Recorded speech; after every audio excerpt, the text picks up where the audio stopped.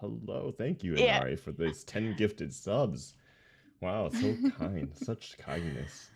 Oh, I thank forgot you, my Inari. I totally forgot my entire, intro that I was gonna give. Oh, welcome in, Dragon Cat, to your first time. So welcome in, everybody.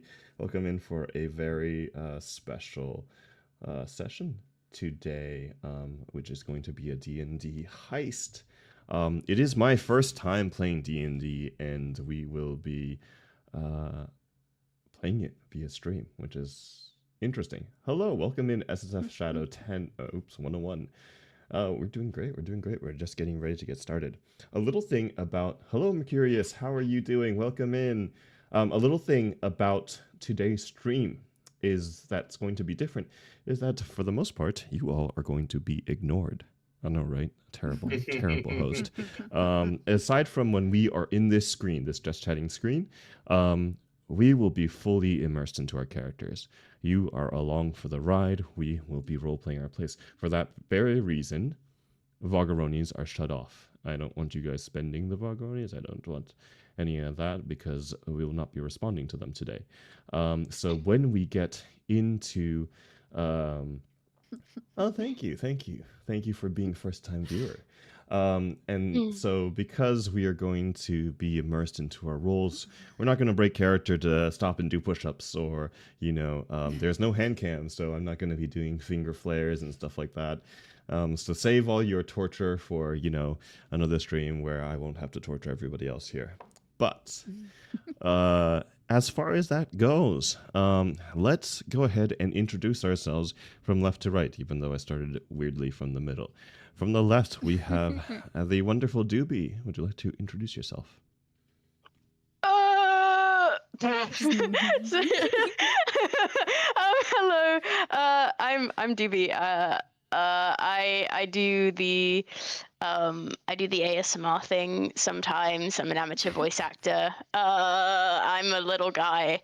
I hope that some of my audience is here because I'm really nervous and yippee. Yeah. You can find me at Dubious Creature VA on YouTube. Oh my god, I'm so bad at this. Yeah, that's me. Peace. I don't know why you picked me to go first. I'm the only one without live stream experience. This is like the worst one you could have picked. But yeah. Left and right. Okay. Welcome in, Doobie's crowd. Hello, Strawman VA. Welcome in. Yippies Hello. in the chat if you're from Doobie's crowd. My audience all gets forehead kisses from me. Welcome in, Forgato Twitch. Okay, moving on to one to the right. Introducing to Soria. Oh, it's me. I thought it would be you. Okay. Hello. It is a really bored or Ria. Yeah. Also do dabble in YouTube ASMR too. I guess because why not? Really bored ASMR. Oh my god. Anyway. But hello.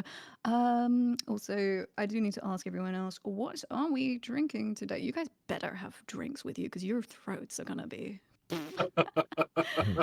Water? We've got some. Yeah, water. I've got some. I have water, but I could get cider.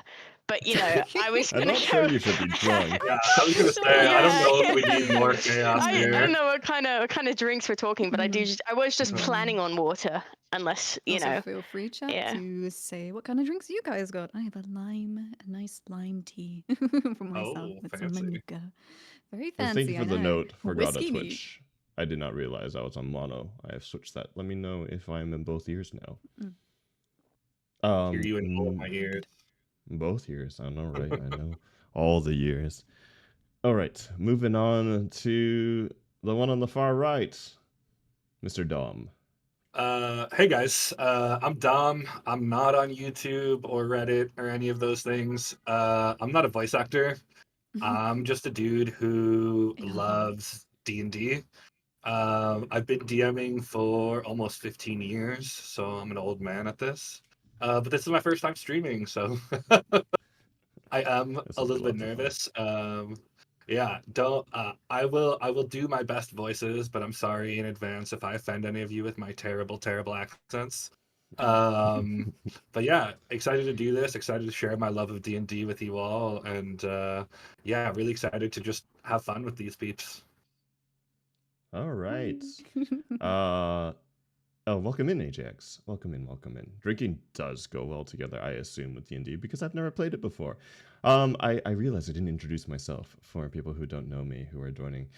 My name is VOG Persona, and I am a YouTuber, a Reddit person, Twitch streamer, etc., etc.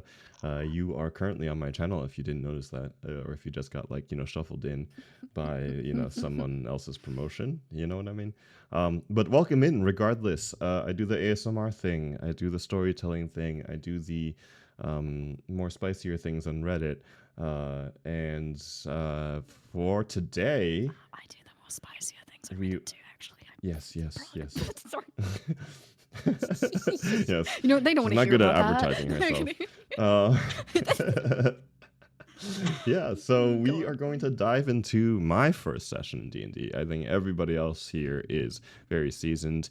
If I slow us down because I'm like, how do I do things? It'd be very in character. But we're going to get to these character introductions in a bit. But before we do that, I wanted a second to chit-chat with everybody and relax, and before we realize that we are going to go right into it. And that time to chit chat is over. So I'm going to toss this right over. Done with you all. We're going to toss this right over to our dear dungeon master and DM. I mean, same thing, Mr. Dominic. Yeah, appreciate that, Vog. Just before we get into things, I just want to quickly, for those of you who don't play D&D or this is your first time listening to this stuff, the Dungeon Master, who is basically me, think of me as everyone else in the world who is not our three heroes. So I will play the villains, I will play the kings, I will play the waiters, I will play, God, I hope no love interests, but let's see. Can you be my love interest? You know what? We'll see. But all right. So, just settling into things. Welcome, my friends, to Atlas, a land defined by the looming shadows of two empires teetering on the brink of war. To the north stands the Elysian Imperium, a human-centric juggernaut under the iron rule of Emperor Valerian the Conqueror. From humble beginnings, over the last 50 years, the Imperium has swallowed smaller states one by one, now laying claim to the entire northern half of the continent. Its military is well trained and relentless, and its eager embrace of serfdom means its field and mines pump out nearly endless amounts of natural resources. Rumor has it that the Empire has recently called all men over the age of 18 to conscription, leaving once teeming cities, from Signal to Solitas, nearly ghost towns. Is our Emperor finally eyeing an offensive south, or have attacks from the Lich King of the Nightlands to the east escalated to such an extent? To the south, the Jade Empire, an alliance of monstrous civilizations, bends knee to the eternal Serpent Queen, the Jade Empress. Her rule has persisted throughout the ages, bolstered by nations joining her rather than falling to the relentless march of the Imperium. They say a single glance of her is enough to drive a man mad, and that her song means death to all those who hear it. Together, the Empire and the Imperium have shared an uneasy peace along their border, with the natural geography of the Crimson Sea preventing any major conflicts since the war nearly 10 years past. Between these titanic powers lies a delicate balance of city-states known as the Federated States. The gem among them is Kur, the City of Splendors, also known as the Jewel of the East, located on a land bridge between the Imperium and the Empire. Kur is the only place trade can flow from north to south freely, making it a major economic power. Ruled by the 7 Lords Duman and their council of mysterious hidden lords, the city has grown fat and rich over the last 10 years. And as always, where there are riches, there will be those who wish to steal them. For tonight, my friends, will be a night to remember in the history of thieves and rogues. This tale will never be written, oh no, only spoken of in hushed whispers in grungy bars and shadowed alleys by men and women who make dishonest livings. Listen well, my friends, to the tale of how Mr. Whispers and 3 unlikely thieves pulled off the heist of a century. As the darkness fades, you see in the hidden basement chamber under a safe house in Kerr, a man who blends into the crowd effortlessly, his features utterly forgettable. His brown hair, slightly longer than typical, is combed back neatly but with no flair, its dull sheen giving off a slightly oily impression. His eyes a dull gray, lack any particular spark or emotion as he gazes on the stacks of parchment in front of him. His face is unremarkable, neither handsome nor unattractive, but rather one that could belong to any number of individuals. His attire is simple but meticulously put together. A dark, well-tailored coat that fits him like a second skin, with a subtle sheen to the fabric, its color fading gently with age. Beneath, a crisp, perfectly pressed shirt and fine trousers speak of someone who cares for their appearance, but not in a way that commands attention. He could be a merchant, perhaps, or a well-dressed servant, a laborer dressed in his finest, or a nobleman fallen on hard times. It's the type of look that ensures you forget him almost as soon as you look away. This is Mr. Whispers, the master of heist planning, whose expertise is only revealed to those who employ him to steal the valuables of others. As he flips through the parchment, he mutters under his breath, "This wasn't the group I was hoping for to take on this heist, but they'll have to do." He looks down at one of the folios. Kava Norexus. She's a bit of a firebrand. I don't know where she was last night, but she came back with valuable information.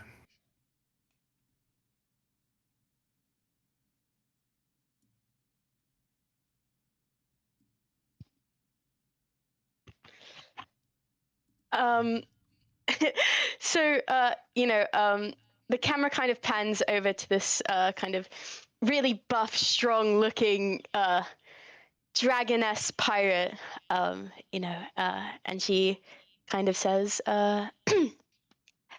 "Howdy, partner. I'm Captain Cava Noxerius, but you can call me Mama." Nobody is going to call you that, Dragonborn.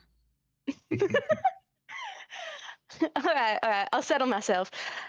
I'll be honest with you, though, darling. There's not much about me that's all that interesting. I'm just someone trying to do right by others, you know? But let's see now. I came from some not so great circumstances, and then when I couldn't take it no more, I moved on. I joined up with the best pirating crew in the nation, Valorbound. No, they weren't particularly the best at fighting or blundering or anything, but they had art. They wanted to make lives better for others, including little whelp like me. They trained me up, helped me find solace in my god Valkyr, and set me on the right path. Now I'm trying to start my own crew. If you're interested in joining me and trying to make the world a better place, feel free to chat me up when you see me next. With someone like you on my side, the Kraken's Cutlass will be the greatest pirate crew that the world has ever seen. You watch as Whispers, considering the parchment, puts it to the side, looking at another. Oh, now this one. He's a big boy. Although perhaps not too much going on upstairs. Name's Mordai Krond. Goliath, hailing from the peaks of Azeroth. I try not to bother too much with the more complicated things of life. Right, wrong, good, evil, those be all jokes.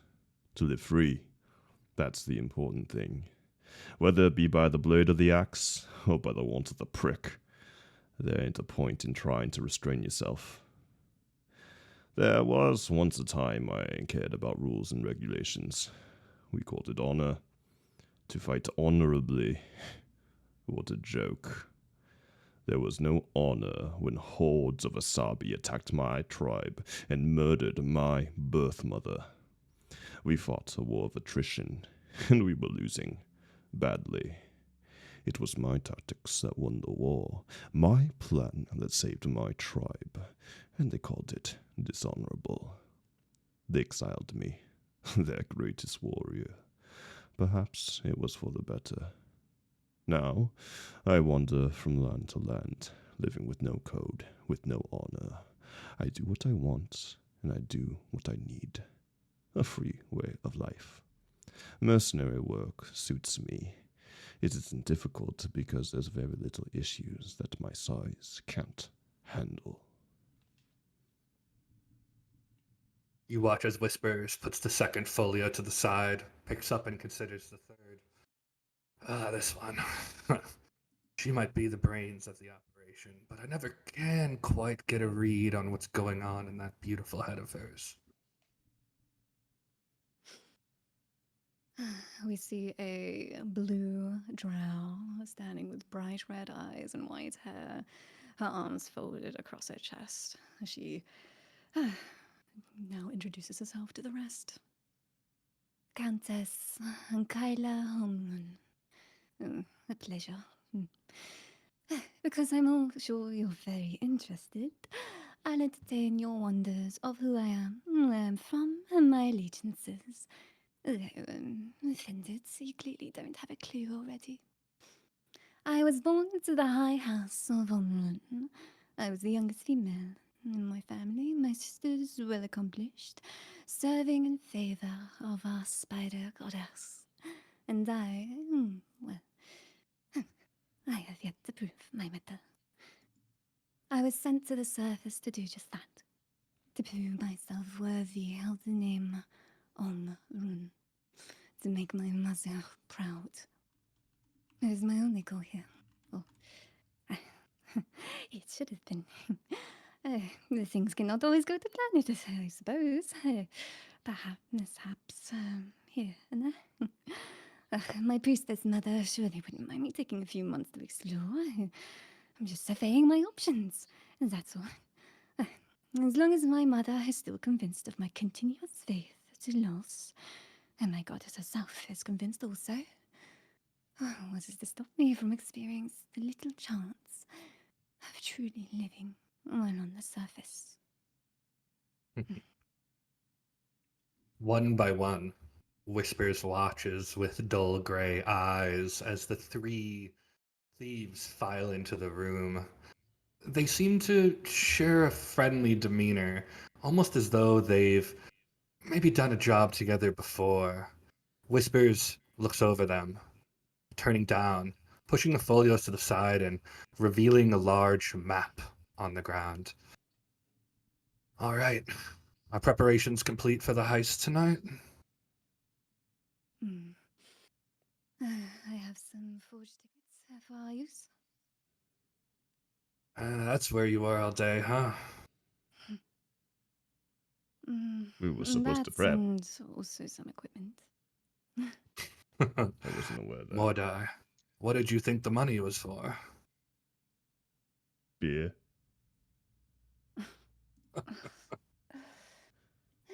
There was this one thing that I got, these shiny little gauntlets. Well, they're not really little, because they fit my hands, but we spent a lot of money. Most of my money, actually. On bracelets. Yes.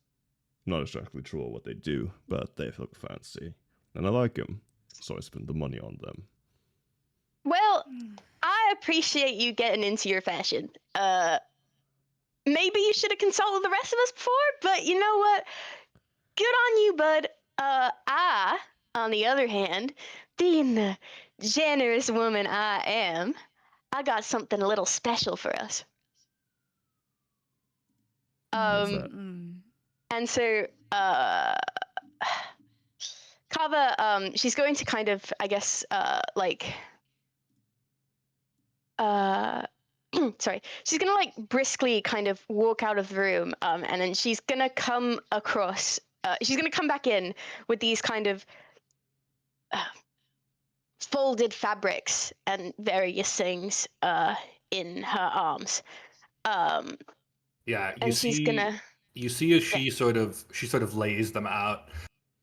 three what look like very clearly uniforms. You see trews of sized for you in crimson and gold. You see a deep crimson fabric with gold filigree running down the sides of the trews. The shirts, fine, tight white shirts with a ornate golden and red symbol on the chest that looks like perhaps a sunburst or some styling of the sun. Oh, No. got clothes for my size. That must have been a feat. Yeah, but Interesting. I'll make things happen. So, I was thinking, you know what caused us to have a horrific time last time we all adventured together? Nothing. What was that? That was a great time. Well, it was, anyway, so I decided, you know what I decided we were missing disguises. Now, I know I hodgepodge one together last time, but this time I really, really, really wanted to go out. So I managed to maybe ask some of the guards if, I could give a little bit of sugar in order to get something back. So, we'll basically be filling in. And she does these like big air quotations with her like giant claws. We'll be filling in for them. So, yeah, that was my plan. Wait, Gods. how'd you get so much sugar? Is that what you spent your money on? Well, part of it. I also spent some in some other places, and may have done some less than pure activities last night to get some extra information. But Confused. He I came suppose you back. make yourself Lady. useful. She What came does she back. mean? Oh, nothing. Don't worry. Oh, alright. Do not worry, your big head. Well, I suppose those are mildly useful. However, I think first I will be trying the door. Thank you very much, other than putting on those garments. Anyway, I have brought myself as well a bottle. I hold my hand up, bringing it out of like a bag, which is kind of like sat on my hip. It is a bottle, and you see like it full of like a dark mist. This should help us if we ever get into a really bad situation. I hope we don't, but knowing you two, well, you know. The other thing is a dust bag too. This should help us since we have quite a, well, for lack of better words, lack in people who can deal with locks, different doors, stuff like that. This should help us, for sure. Hey, The Kova. lovely little corrosion part. Oh, Kova. yeah? What's the fancy lady saying? She talk funny. Something help with thieving because we're all not very good at it. Something. Yeah. Hey, I take I'm sorry. offenses to that. You all don't understand how easy it is to pick a lock with big thumbs like mine. It's very easy. I mean, by all means, I'll let you try first. How about that, big guy? Alright then.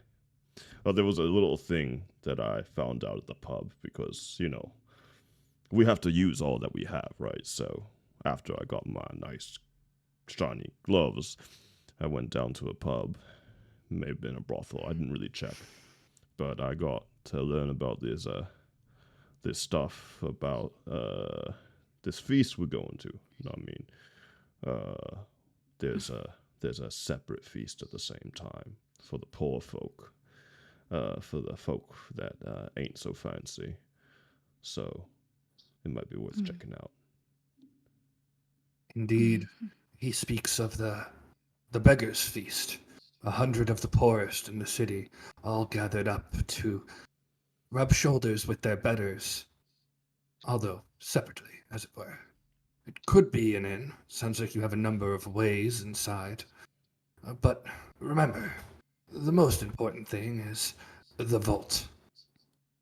You must use these. And you watch as Whispers pulls out from a bag on his side what looks like a collection of blue silver rings and bracelets. Almost like a matched set. You recognize these. These are what you lifted from the museum just last night. The bands of seeking. Now, I've attuned these to find the key to the Tecton vault. Simply, one of you must wear them, find the key, open the vault, take everything inside, and be richer than gods. Well, I think it's obvious who that should be. Who? Me, of course. I mean, Why? it don't probably fit me. I don't think. That's true. Not sure about those meaty I mean, I hands. guess we could force our fingers into it. What do you think, Kava?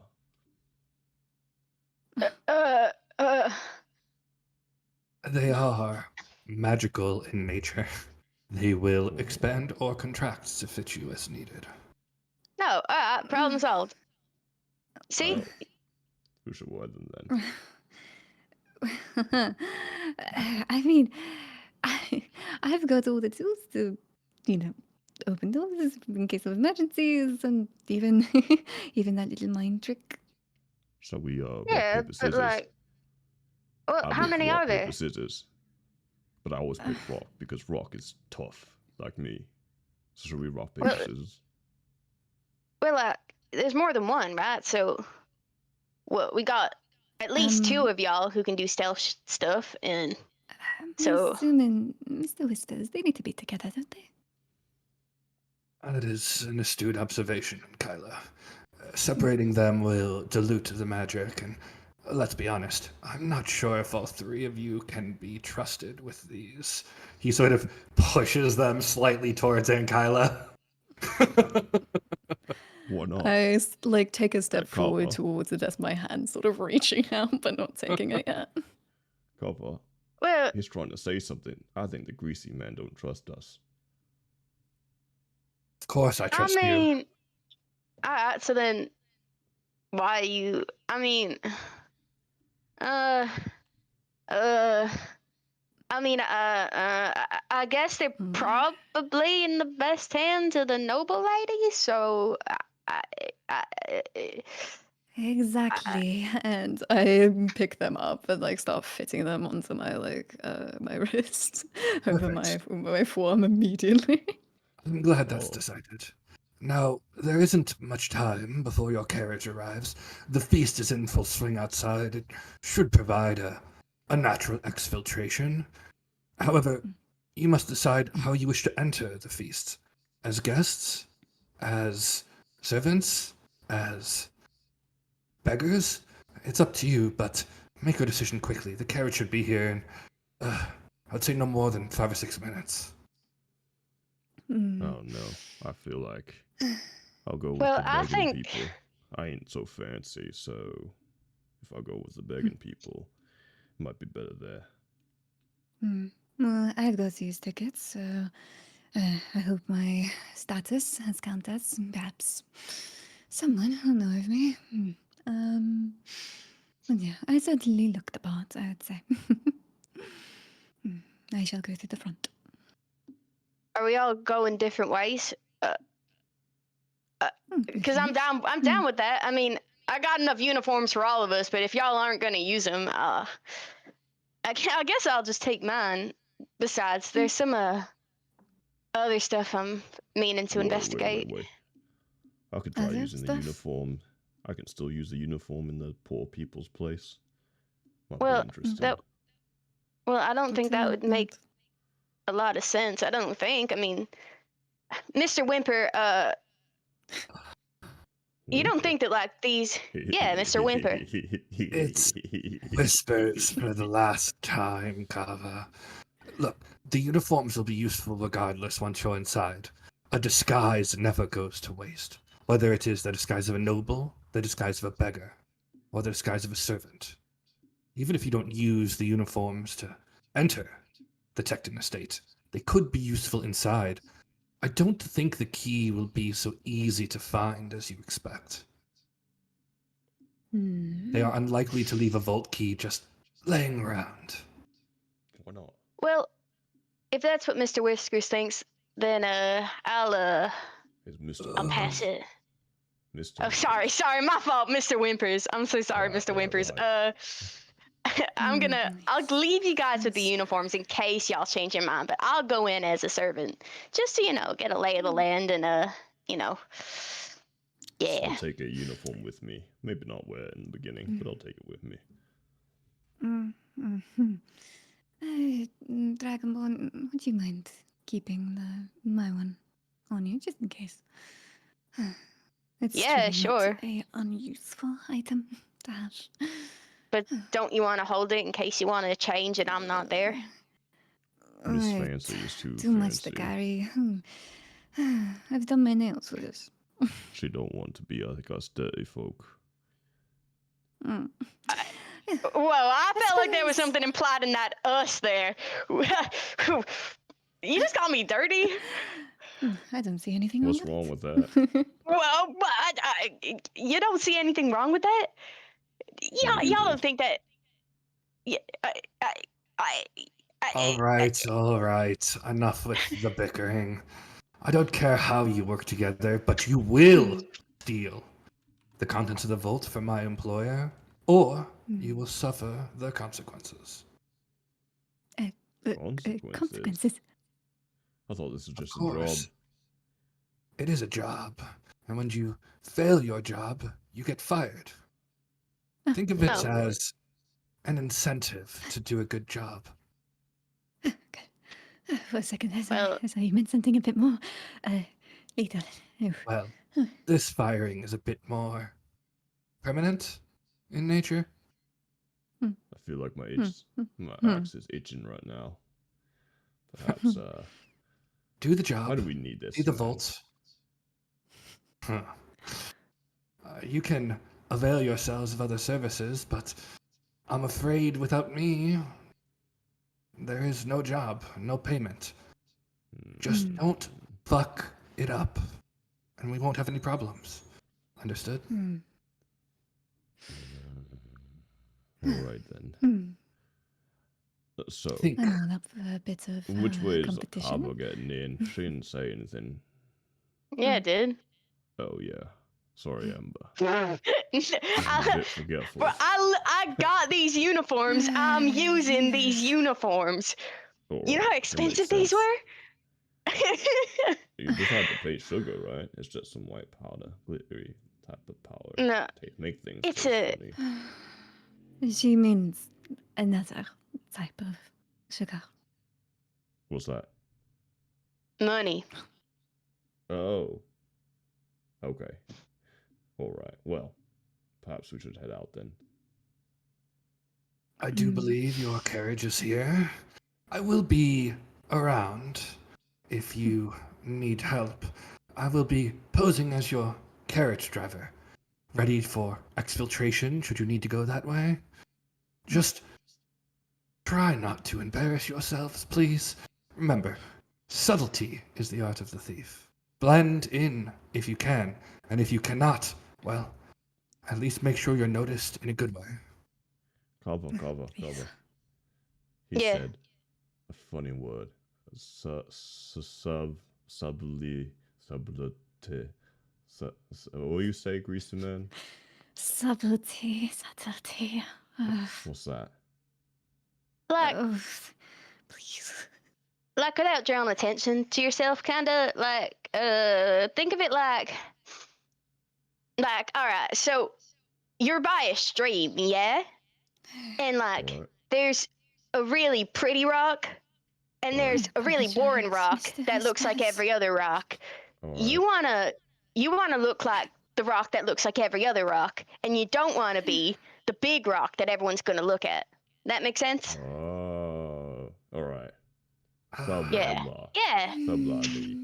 So Perhaps so further discussion on this point can what? be had in the carriage.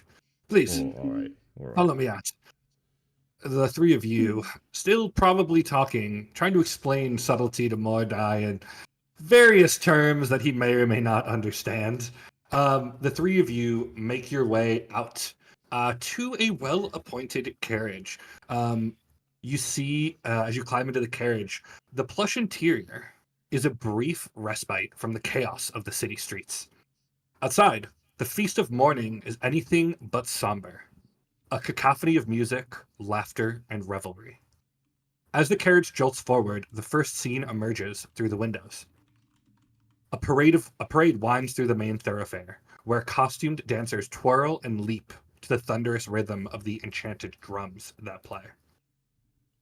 You see a parade is going on and is very much in the middle of a full swing.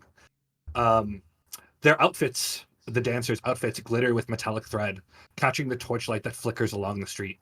Streamers of gold and deep purple stretch across the road, glowing faintly with magic, and every so often a burst of fireworks in the shape of flowers or beasts erupt overhead. The crowd presses close, cheering wildly as jugglers toss flaming torches that leave streaks of sparkling lights in their wake. Vendors shout over the din, hawking glowing drinks that fizz and change colors in their glasses.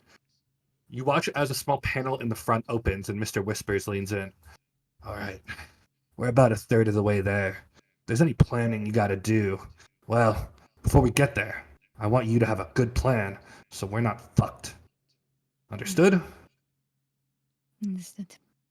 Hey, Kinda. fancy lady. Mm. Them glittery people doing twirls and stuff. Can you do that? Do you mean magic? No, them the thing they dance and something like that. Tricks. Mm, No, no, I do not do tricks. I kind of want to go out there, learn from them. Maybe I think Please, that'd be fun. don't. Just stay in the carriage until we are at the location, please. At this point, the carriage turns sharply onto a narrower road where the festival spills into tightly packed plazas. Street performers vie for attention here, each act more daring and Oh. audacious than the last.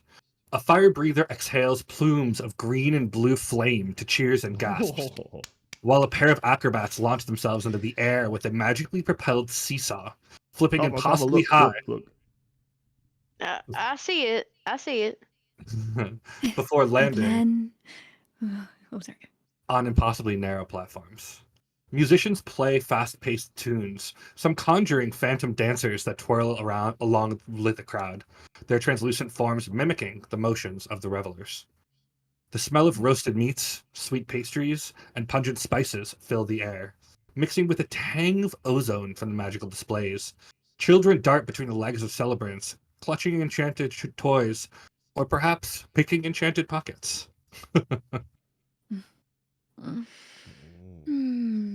Kava, Right. you think we could toss the It- fancy lady like that?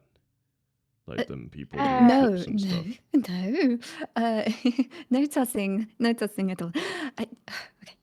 Are you Time. We have scared? very little time. Oh, Yes. right. We have time. We don't have time. Right. I through the front. Cover. You, I'm guessing, through the side or the back.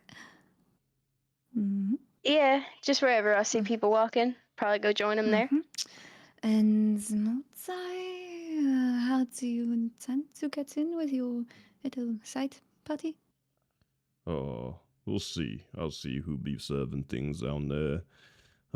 Maybe I'll put on the disguise. I can fit in with the waiters, bringing the food back and forth between the mansion and the feast.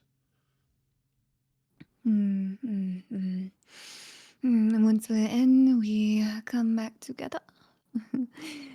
I must say, I would be quite interested in who comes and gets in first. Finally, as the carriage nears the city's heart, the festivities grow even rowdier. Taverns have spilled their patrons onto the street, An impromptu stage host performers clad in wild costumes, their faces painted in dazzling magical patterns that seem to shift and shimmer. A group of revelers pulls a massive float resembling a golden ship through the throng, its sails rippling with arcane energy as if caught in invisible wind. Above it, illusionists have conjured phantoms of sea serpents and storm clouds, their battle accompanied by roars of delight from the crowd. People hoist mugs of enchanted ale that grows faintly and bubbles over the rims, spilling onto the cobblestones below. Even the city guards, clad in ceremonial finery for the occasion, laugh and clap along, their duties temporarily set aside for the festival. Tonight is a night for thieving. Hmm. Very Can I be can I have a saving throw of some sort to not be just fully distracted for the rest of the ride? Sure, absolutely. Go ahead and make a wisdom saving throw as just the sights and sounds pull you in a primal way. Mordai wants nothing more than to hoist a pint, arm wrestle a guard, and just really just give in to the revelry. I rolled a 2. All right.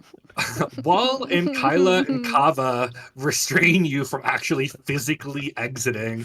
He does somehow manage to swipe a mug of what looks like bubbly champagne from a passerby, who good-naturedly shakes a fist, but quickly moves on to another. Mordai is just so incredibly distracted. You can't get anything out of him. He's watching the pretty dancers. He's drinking his mug of bubbly pink rosé, and he's having just the most amazing time. Keep still. God, I can barely like wrap my like a hand around his like bicep to try and like keep him there. I'm struggling the most. Yeah. Like I definitely am compared to Kava. Luckily, quickly, you guys leave the city center where it seems like the Feast of Mourning is really in full swing, and you make it to the more ornate nobles district. Here, the performers are not in the streets, but instead in a series of brightly lit manors. Mr. Whispers, uh, following the road, leads you to a house with a number of carriages parked in front of it and seems to get in line. You watch as the panel in the front opens and he leans in. Alrighty. We're in the nobles line for entrance, so if any of you are going to the front, you can stay. If you're planning to get another way, well, it's time to exit the vehicle. Time for me to go to the party. Slams out, walks out the door. Yeah, I guess I'll be on my way. Not exactly the noble type. You have a good time then, Kyla. And Good Kaya. luck, Help. Dragonborn. And yes. You Yeah, you close watch enough. you watch as Mordai and Kava slowly disappear into the night, seeking other entrances. And Kyla, deciding to take the nobles entrance. You wait in the carriage line for about 20 minutes before the door opens. Whispers, now clad in a fine suit with a large hat, opens the door and says, My lady and Kyla, the party awaits. I will be here to pick you up when you return. He gives you a slight bow, his eyes now seeming a little blue instead of gray. Thank you, driver. You see, I kind of lay out a hand towards him just as I come down for him to Yeah. like help me out. he like the perfect coachman he is, helps you down with a slight bow, getting a mounting block and everything. As you walk out from the carriage, leaving Whispers behind, you see a beautiful lane lined in delicate floating orbs of magical light, each casting a soft ethereal glow onto the path. The manor's white stone facade, though grand, has a serene, minimalist beauty that only the truly wealthy can obtain. Its smooth walls are interrupted by large rectangular windows with thin gold borders, giving the structure a refined, understated elegance. The roof lines, gently sloped and sweeping, extend over the entryway in graceful arcs, their dark tiles gleaming under the floating lights. Above the main entrance, an intricate design of carved wood frames the door, where tall, polished doors of lacquered wood await the arriving guests. To your left and right, you see large medicinal gardens extended out in carefully arranged beds, filled with precisely trimmed herb bushes. The smell of herbs, many of which you're not familiar with, are very pungent here as you walk down the laid out red carpet, thronged by other guests, many of whom give you a curious look, as drow are not common in Kerr. However, your noble bearing and the invitation, the clear white parchment sealed with a crimson and gold seal that you clutch on your outstretched hands, seems to grant you immediate entry into the estate. Although, ahead of you at the door, you see what looks like a diminutive halfling, finely dressed, who appears to be the gatekeeper to the inside party, where you can hear music already emerging. I walk forward confidently, trying to give an air of that I'm supposed to be here. The ticket in hand still. The piece of parchment in hand still. Not regarding the halfling at all. As you walk towards the door, you see he sort of positions himself in front of you, and now that you're closer, you see an older halfling gentleman, his small stature belaying a composed air of authority that he carries. His hair, perhaps once a vibrant chestnut, is now streaked with silvery strands, gently combed and slicked back beneath a finely embroidered dark crimson vest. His attire is impeccable, tailored to fit his diminutive frame, with a high-collared white shirt and a delicate pocket watch that glows faintly in the soft light. He's old, you would say. His face of study and sharp features, softened by age. The edge of his pointed halfling ear is just visible beneath his hair. He's got a neat, well-trimmed beard, graying on the chin that frames his jawline. And his small, almost bird-like nose sits perfectly on top of lips that are pursed in a polite expression towards you. His eyes, clearly seeing you, show you that it might be hard to get past this one without a discussion. As you walk up, he says, "My lady, I am Willifort Crowell, head butler to the Tectons. May I have your invitation, please?" Yes, of course. Yeah. I hand over the parchment to him without a second of hesitation. He breaks it open and begins looking at it and says, "And Kyla Omaroon, is it? I'm afraid I have not heard that name before." Yes. Last minute. My A mother last, sent me.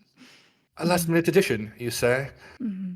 And your invitation was extended by whom? I have friends inside.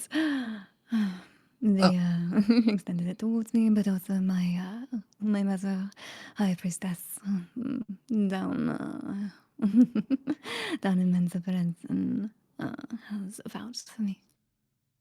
Go ahead and make a deception check to see if you can get Chilling. past this butler.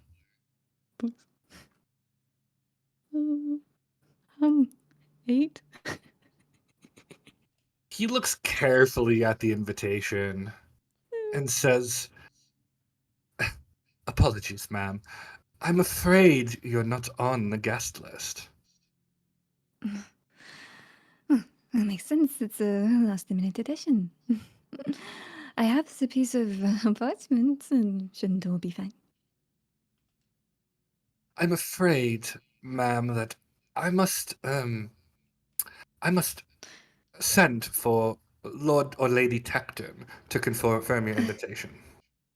I'm sure there's something else we can look at, perhaps. Do you perhaps have somewhere where you keep the records of all the to-be guests? Maybe someone wrote it in last minute? I will send one of the servants to check. Now, may I ask, please, you step to the side so guests with proper credentials can enter. Very well. Okay. I very I have an angry look on my face as I step to the side and stand kind Yeah. of He in the corner. sort of dismisses you, and you can see he calls over a servant, whispers in the ear, and then he gestures towards a guard who just kind of doesn't necessarily get too close to you, but is clearly keeping some eye on you. You're not currently considered a danger, but you're certainly considered a person of interest as at this front point. However, we will now switch over to our other two Kava and Mordai. As you exit the carriage, you have some time before this event takes place. So, Kava and Mordai, how are you planning to get into the party? Well, I think Carver's gonna probably she's gonna probably go and look for like somewhere to discreetly get changed first, and then because even though the event's not starting, she probably wants to try and get there a tad early, because that feels, uh, you know, feels like the servants would be there kind of early. So she'd probably start scouting for entrances or seeing if there were other similarly dressed people. Okay. Uh, Why don't you yeah. go ahead and make an investigation check? Mordai, are you going to follow Sure. that method, or are you going to take your own way in? I'm going to the Feast of Beggars. I Okay. think that's what they called it anyway. All I'm right. gonna head there because there's booze. And I There want there booze will right now. there will be booze. Okay, Mordai. Kava, would you roll for your investigation check? Hold on, sorry, it took me a minute to find it. No worries. I got a nat 20, but it had the. It had. Oh, wait, no. Did I get? No, I got a nat 20, but Okay. I have a -3. Does it still count as a nat 20? A natural 20 is still a natural 20. Okay, awesome. So in D&D, when we have natural 20s, that is a critical success. So, Kava, not only do you, looking around, do you find the servants' entrance, but actually, once in your uniform, you see sitting outside smoking what looks like some sort of cigarillo, a very familiar sight. Gorm, the guard from last night, appears to perhaps midnight here.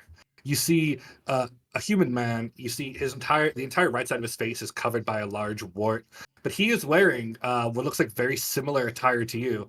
And in fact, it was Gorm who helped you get this attire in the first place. As you walk out, his mouth cracks in a large smile. He says, "Kava, is that you?" Holy shit! Is that Gorm? Oh my god! Kava, I'm so happy to see you. after you left this morning, I didn't think I'd see you again. Oh, darling, I can't keep away from you. And she's gonna like pinch his cheek, the side that doesn't have the side that doesn't have the wart. He blushes a little bit. He said, "About last night, I just want to say that was just the most incredible, amazing evening I've ever had. I think I'm in love. I think I'm in love with you." Wow. Well, you play your cards right, and you might have me falling for you too. Well, look, Kava, I don't know what you're doing here, but after you asked me to get you these uniforms, I had a long talk with myself, and I said, you know, whatever it takes for her. So, if you need me, I'm here for you. I mean, you are just so sweet. I can't believe I met someone like you.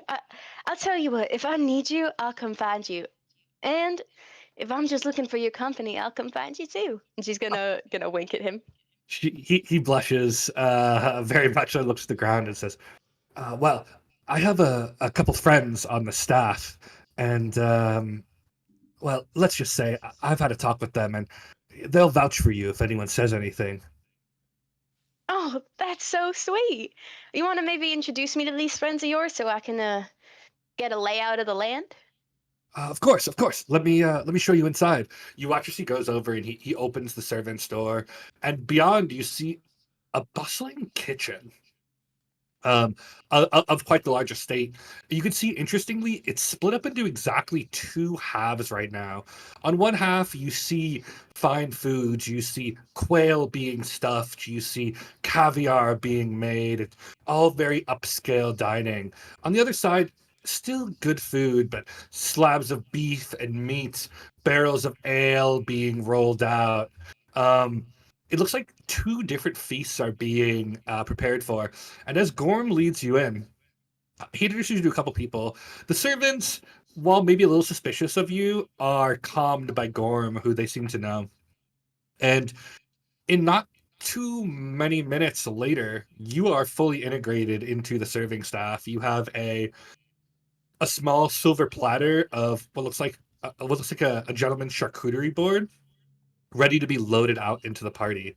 As this is happening, Mordai, you make your way around to the back of the feast. You can see here there's a large line of perhaps 300 or 400 of what just look like wretched people. These are the poor, these are the forgotten, these are the diseased. The lowest of the low and cur have lined up here tonight for a night of free drink and booze, courtesy of the Duman houses. The line is long, and you could see at the garden entrance where they enter, two guards standing, sort of surveying the crowd, letting people in or refusing them. All right. Huh. Think what I think. Shit. Those other two be good at thinking.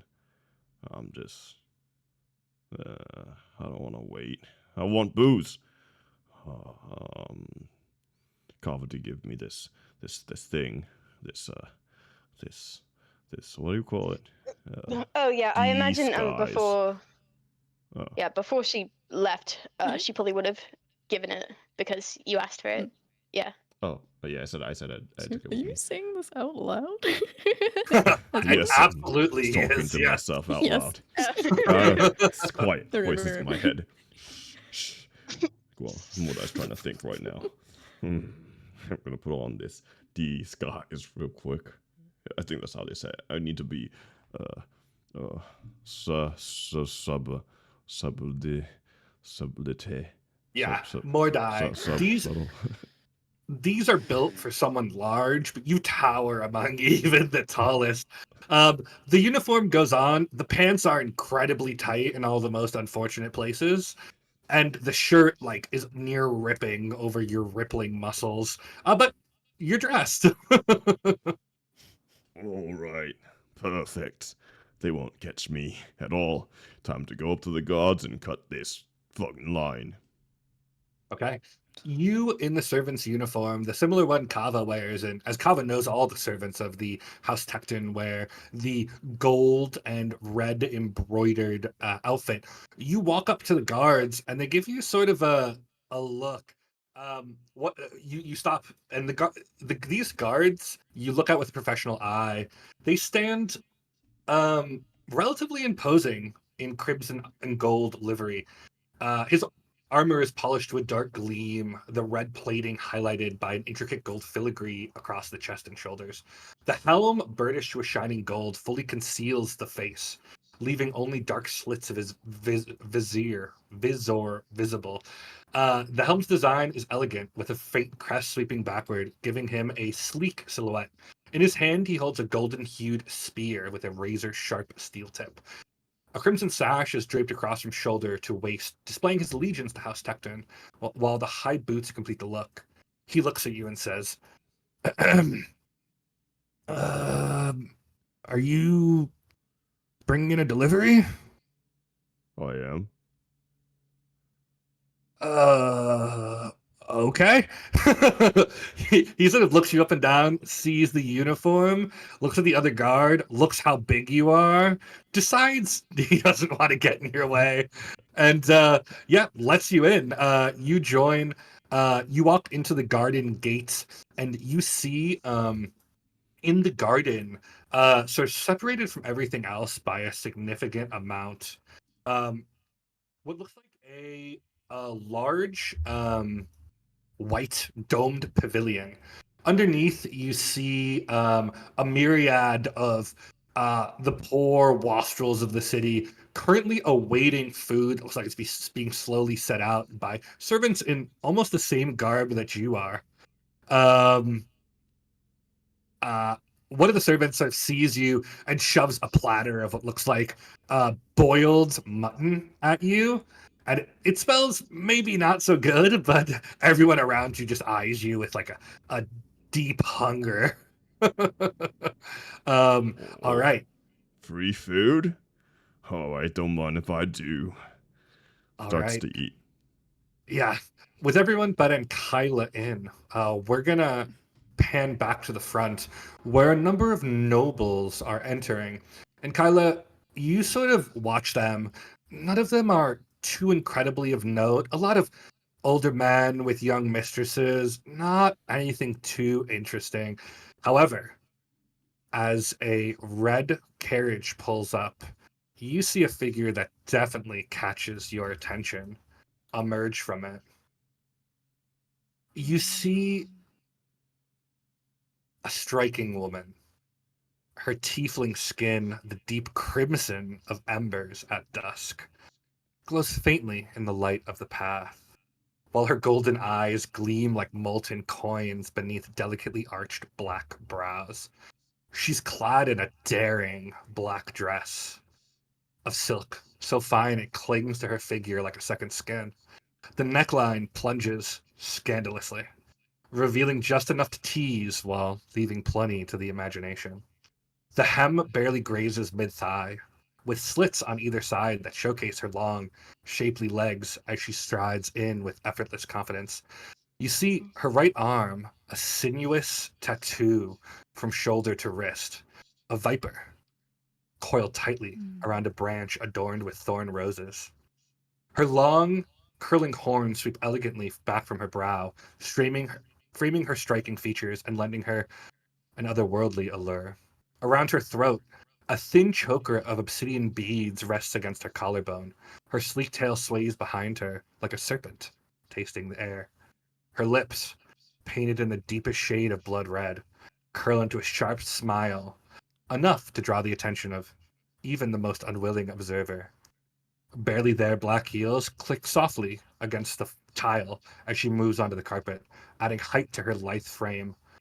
But every movement radiates the confidence of someone who knows they can have whatever they want. You see, as she walks up, almost all of the nobles turn and just look at her with varying levels of hunger. Makes sense. I mean, me too. Me too. She is, and Kyla is full on just, yeah, the emotion that's coming through my voice right now. As, Like full on staring. as she strides up, you can see she just walks with a confidence. Her eyes sort of taking in everything. It's almost as though you can't keep your eyes off her. You see even the butler beside you. As she walks up, she sort of sweeps a gaze over you, gives you a sly wink, and turns to the butler and says, "I believe I am expected, Willifort?" Of course. Lady Isvel, it's a pleasure. I move forward at this point and I like tilt my head and I kind of start talking to her to try, well, at least to try and get her attention. Hello. Uh, sorry. I'm new to the surface. I was wondering who you are. You look interesting. It's a bit of a flirt. It's a teeny bit of a flirt. Just a touch of it. This is a coincidence. I am Lady Isvel Isana. It is a pleasure to meet you, Lady... Elmrin. Lady... Countess. Countess. The Lady Countess Omarun. What a coincidence.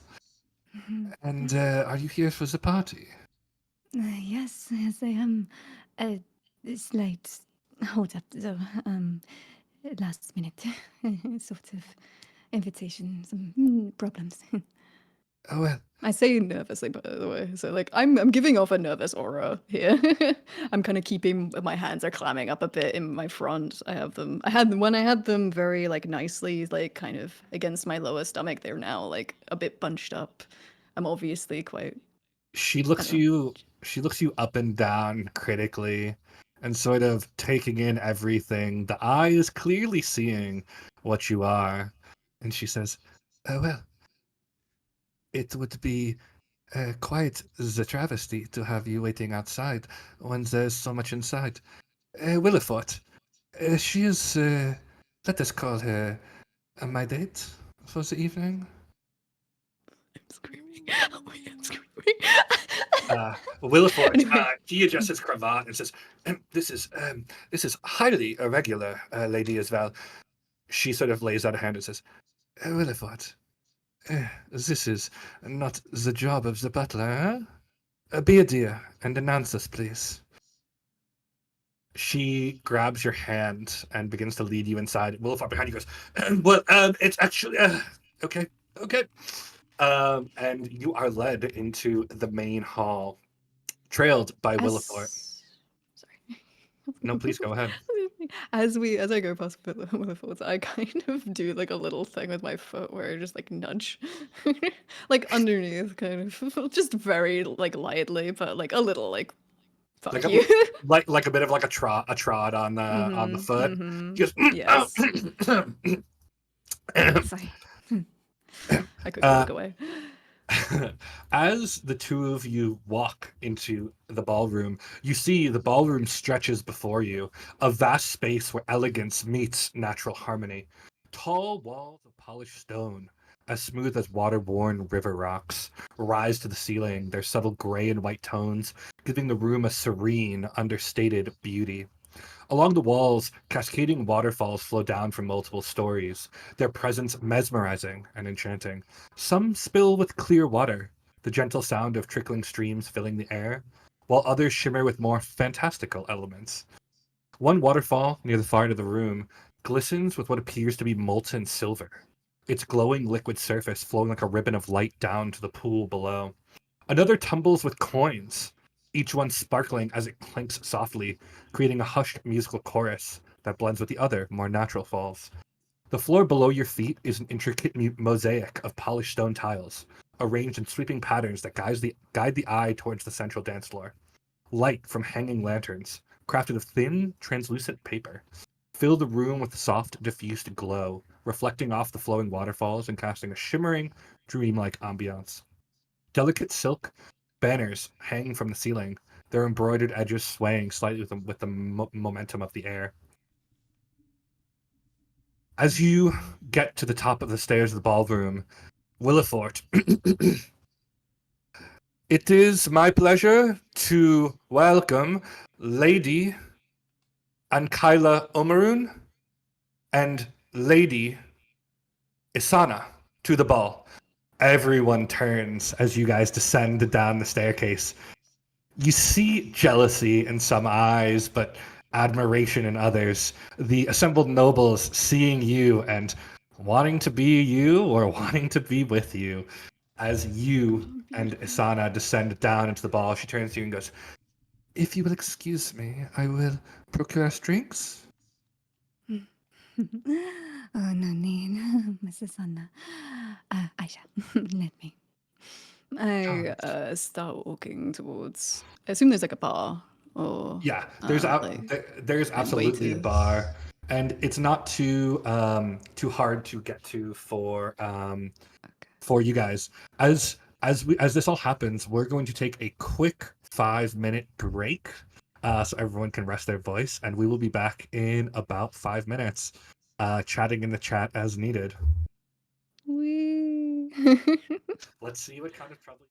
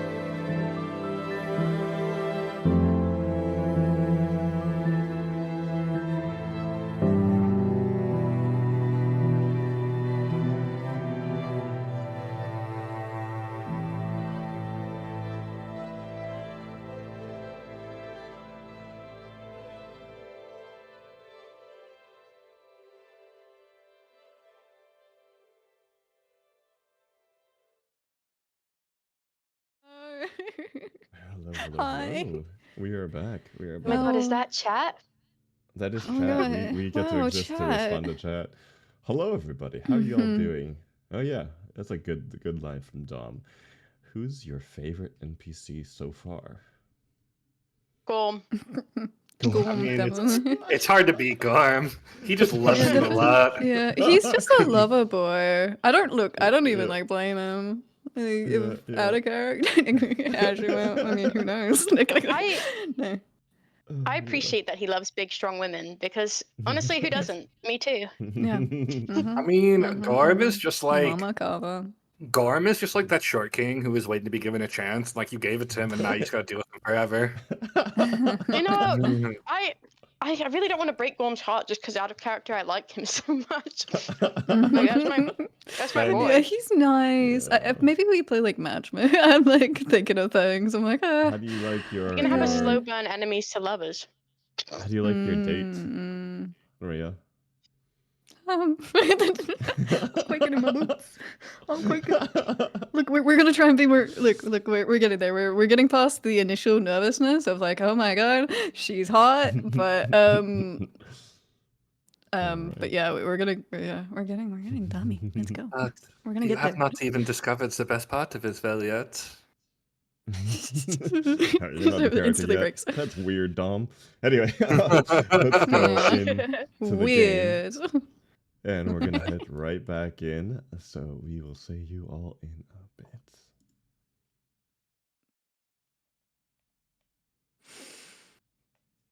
Okay. So, um, as all three of you have entered, Mordai, you are currently at the Beggar's Feast, surrounded by the not the, I don't want to say the worst, but definitely the poorest of Kerr. You are currently holding, I would say, about a quarter of a platter now of mutton. The rest of it having gone into your mouth. Kava, you're in the kitchens, walking out into the party, dressed as one of the servants who is congregating around. And Kyla, of course, you are awaiting for your drink from your lovely date, Lady Isabel Asana. Um, anyone want to do immediately anything? I need some This booze. isn't really. This is enough Okay, yeah. food for me. I would like some It's- booze. Can I throw you- this platter somewhere? That's gonna only go well. Yeah, you stash the platter behind a bunch of bushes. People are definitely starting to give you looks as you just like grab a cask of ale and start drinking from it. You see some of the servants like whispering to each other. You think you're maybe not doing that whole subble na thing. As people seem to be starting to get a little suspicious of you. I'll give them a Um, look every time I see them chatting with each other and growl a little bit in their direction. Can I, like, this isn't really an action or anything, but can I just? I'd like to imagine that Kava has been. If she, was she given food or alcohol? You were given like a little charcuterie Yeah, plate. the charcuterie. Okay, I There's like thought so. bruschetta. There's like what look like a little like canop. There are like little tarts on there. There's a huge assortment on your platter right now. Sort of like a tapas Yeah. plate. Yeah, that's 100% what I thought. So, Kava is gonna try and sneak some food when nobles aren't trying to eat from there. Okay, Just yeah, just go ahead and make a sleight of hand check. Thank God it wasn't stealth. I was like, please don't make me do stealth. I have disadvantage. All right, let's see. Okay, I got a 5. Okay. Oh. As you're out in the party, you think you're being stealthy, but like a number of nobles or the nerve as you like grab little things off your plate. You are making your way around the party and you actually catch a glimpse of Ankyla sort of standing there. There is like a bunch of people around her, but no one's immediately talking to her. She looks amazing in like a nice black gown. I mean, she was wearing it before, but now she really fits in with the people around her. You can see the noble shining through. I am gonna, I'm gonna try and wolf whistle at Ankyla, but also like have it like I want to like just do it, but not have it be. She wants to. Carver's gonna want to not make it obvious that it's from her. In a way, she just wants to like wolf whistle in Kyla's direction and then walk Okay, off. Go ahead and make a performance check. Oh no. Oh no. That would be a 22. Okay. Oh great. And Kyla, you're not for sure from where, but just the most picture perfect, like New York construction worker, wolf whistle bursts out. That's And at the exact moment it does, you like strike a pose, and everyone around you starts just clapping and cheering a little bit. Lady Isabella returns and says, well, I would not have asked you to be the date were I to know that you were going to steal my thunder so early. Sorry. I can't have the fence. You know this, surely. Of course.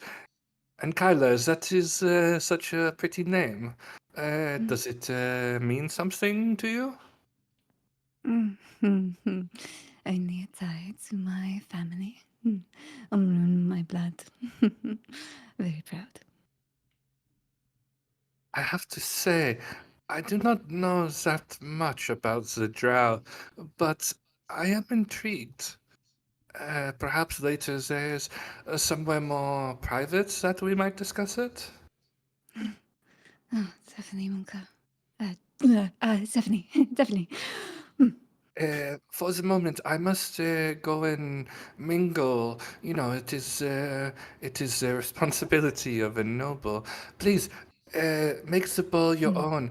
I will return when I have done the social graces.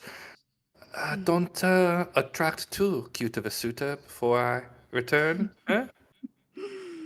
There's no cuter suitor than you.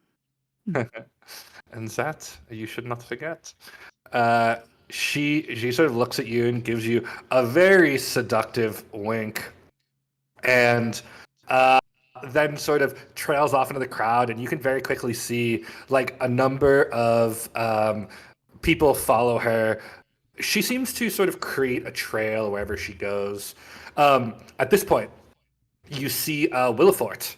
Actually, he's been announcing a number of people, but most of them seem like relatively minor nobles or people who are just not so interesting to you. But this one, he sort of clears his throat. Ladies and gentlemen, I would like to introduce Lord Zephyros Dawn.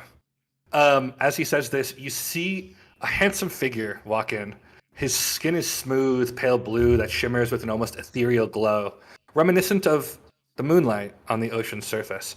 His dark, shoulder-length hair waves like liquid, the strands streaked with hints of turquoise and deep green, and his sharp, angular features are framed perfectly by a confident, almost predatory smile.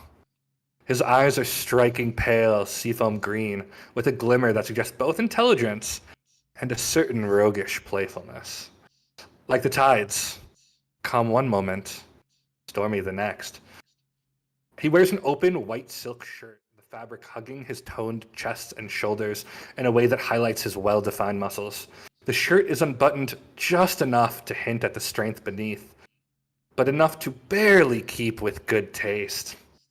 A navy blue velvet doublet, richly embroidered with subtle silver thread, drapes across his shoulders, the fine fabric tailored to accentuate his narrow waist and athletic build. His trousers are perhaps tighter than they should be, tucked into sleek leather boots that, although practical, carry a certain rough roguishness. As he walks down, you see two women walk from the crowd. You see a beautiful elven woman who he sort of kisses on the cheek, and then what looks like perhaps an Azamar woman in a fine blue dress sort of each take one of his arms. And as he walks in, just begins to mingle with the crowd, you see the easy smile and the playfulness. Kava, he's actually quite near you, and you can sort of hear his laughter, as he begins to, like a butterfly, attract a number of people around him. Mordai, At the beggar's feast, the food finally begins to be served. Um, Go ahead and make a Constitution saving throw for me. All right. One moment.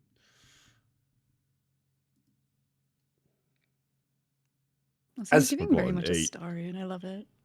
You got an 8. Yeah. Vibes. Okay, something begins to feel a little bit wrong with your stomach. Oh, you might have eaten something that does not agree with you, my friend. Oh, my stomach. I need to find the bathroom. Perhaps up Uh, front. No one's really looking. In fact, a lot of people are looking at you. um, One of the servants comes over and goes, "Did you eat the food? Yeah, a little bit. You're not supposed to eat the food. They were very clear about that." Oh shit. Sorry, I was thinking about booze. Uh, did you drink the booze too? Yeah. Oh, by Palor. Go inside, Oh, all right. find Lady Seraphina, and ask her for the antidote. Lady Sarah, what now? Oh, Jesus. Lady Tacton, you big idiot lump. I represent that. Just go before you cause a scene. Oh, all right.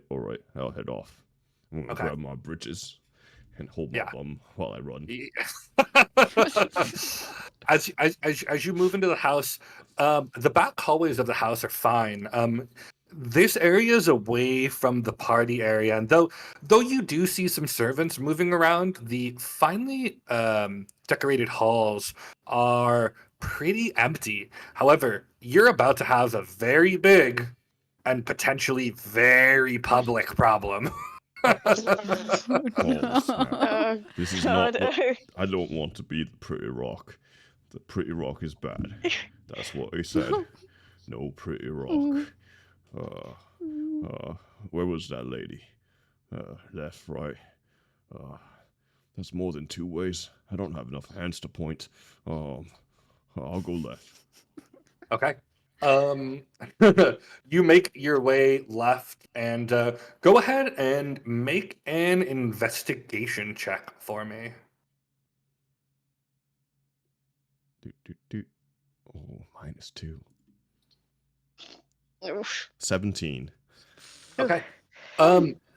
You don't know if it's luck or if it's at the speed you're running before you deposit everything you've ever eaten onto the floor, one way or the other. But actually, as you rush through the halls, you see a well-dressed couple. The man in his early 40s, tall and lean. The woman, a striking elven woman, with like a very pale skin. You were told to find an elven woman. So, are you going for it? I think I should. Okay, I Voice will in say my head. they look very fancy. I don't care. I don't want to spill all over the hallways. Not mean. Okay. Okay. As you run up, you see the man turns to you, and you see a man in his early 40s, tall and lean, with a meticulously maintained physique that suggests regular exercise rather than hard labor. His angular face is framed by perfectly combed dark blonde hair, streaked with hints of silver at the temples, giving him an air of distinguished authority. A neatly trimmed goatee accentuates his sharp jawline, while piercing gray eyes survey you with a mixture of calculation and annoyance. His attire is that of a man who spares no expenses to present himself as the epitome of refined taste.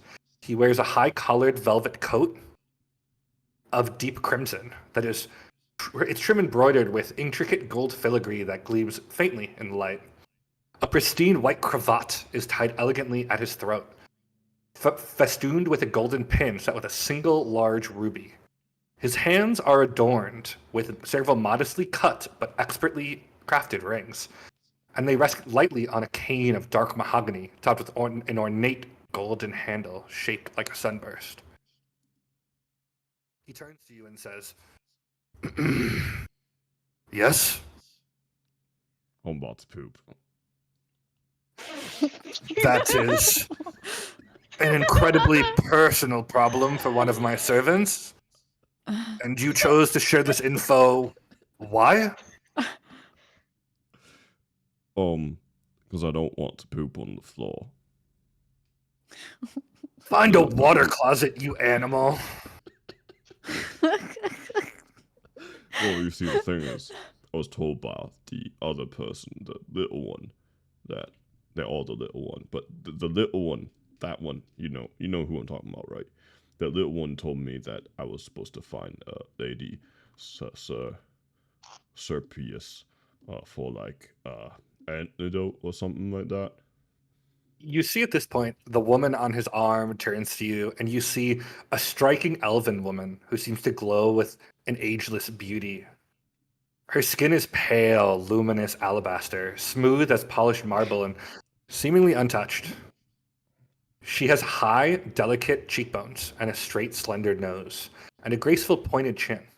Each feature finely sculpted, almost as though the gods took a little bit of extra time with this one. Her almond-shaped eyes are a vivid shade of emerald green, flecked with golden hues that catch the light, giving her gaze a piercing intensity.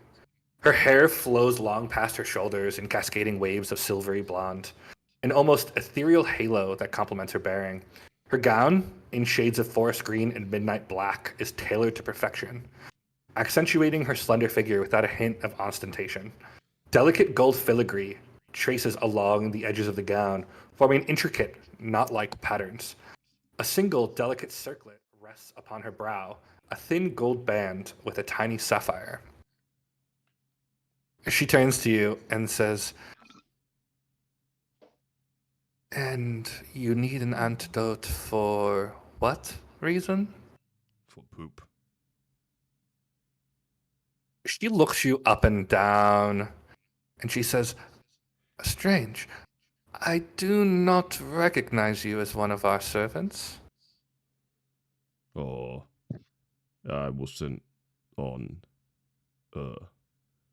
transport thingy. I'm gonna poop. Can I get the antidote? Go ahead and make a deception check. I got a 4. He says, she looks you up and down and she says, "Of course. Just follow me to the library. I have it inside." And she looks at her husband and they sort of share a look.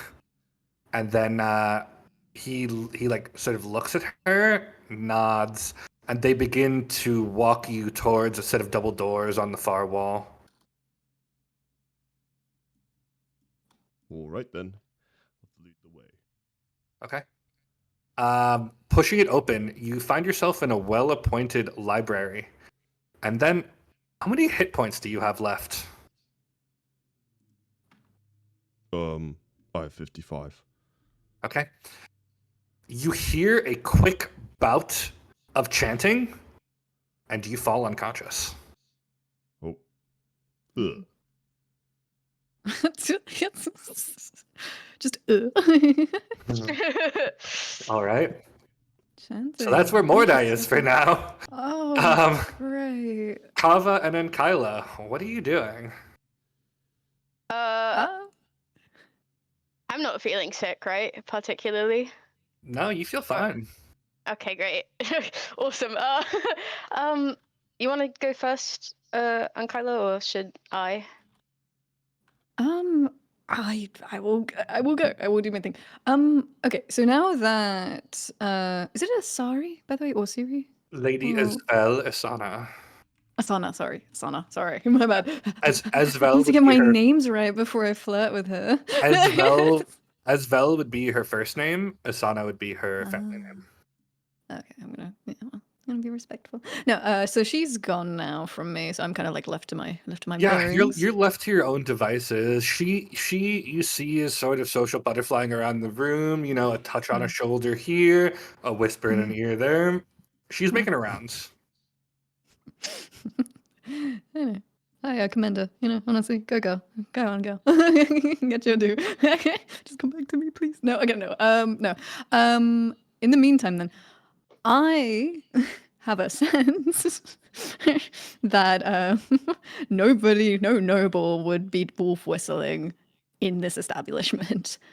I'm gonna kind of start to move away from the bar and go towards the where the wolf whistle came from, which should be the kitchen, if I remember correctly. Okay. Kava, are you trying not to be found, or? Well, hold on. First, would I be out on the dance floor by now, or was I in the kitchen? I mean, I figured I was yeah. in the ballroom. No, yeah, you're in the Handing out ballroom at this orders. point. Okay. Yeah, you're like Okay. basically taking the role of a servant, right? You're like handing out Yeah. appetizers. Nobles are sort of ignoring you as they may take something from your plate. A couple people will like put champagne glasses on. It's still very early in the ball, so like people are just coming in. They're chatting. Not a lot of people are eating yet. Mm-hmm. Yeah. Okay, It's not that I'm not trying to be found, but I think that after Kava would have done the wolf whistle, I think honestly, I was kind of just gonna immediately start leaving the ballroom once my plate was finished, and then trying to find where other servants were going, or just kind of snoop around. That was gonna be my plan, but Mm-hmm. I'm not necessarily hiding, but I'm not really trying to be found Okay. either. Well, let's say as you're wandering, your plate almost empty. You see and Kyla sort of floating on very graceful steps up towards you. I walk up and take one of the last pieces. Are you serving food, by the way, or drinks? Food. She's got like a charcuterie tapas Okay. platter. Yeah. I take a piece of the food and munch on it. No, I'm not looking at her at all. I'm looking out at the scene, mostly at Asana, honestly. It's generally pretty polite to address someone you know when you're taking food from them. Shh, quiet. Keep the act up. Oh, It's shit. good to see that someone else made it in. Any sight of the big guy? Negative. I've been busy, but no, I haven't seen him. That's no surprise. Probably couldn't even fit through the front door, or whatever door he went through. I suppose we should try and get to it. These rings. Do I feel anything from the bracelets, or is it a mind thing? So How they work? you you don't actually know. Do you want to try to figure it out? Yeah. Okay. Go ahead. I'll, Go ahead and make an Arcana check. Okie dokie.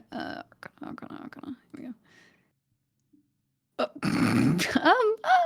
Oh no, that was a 1, 7. That's still not great. Okay.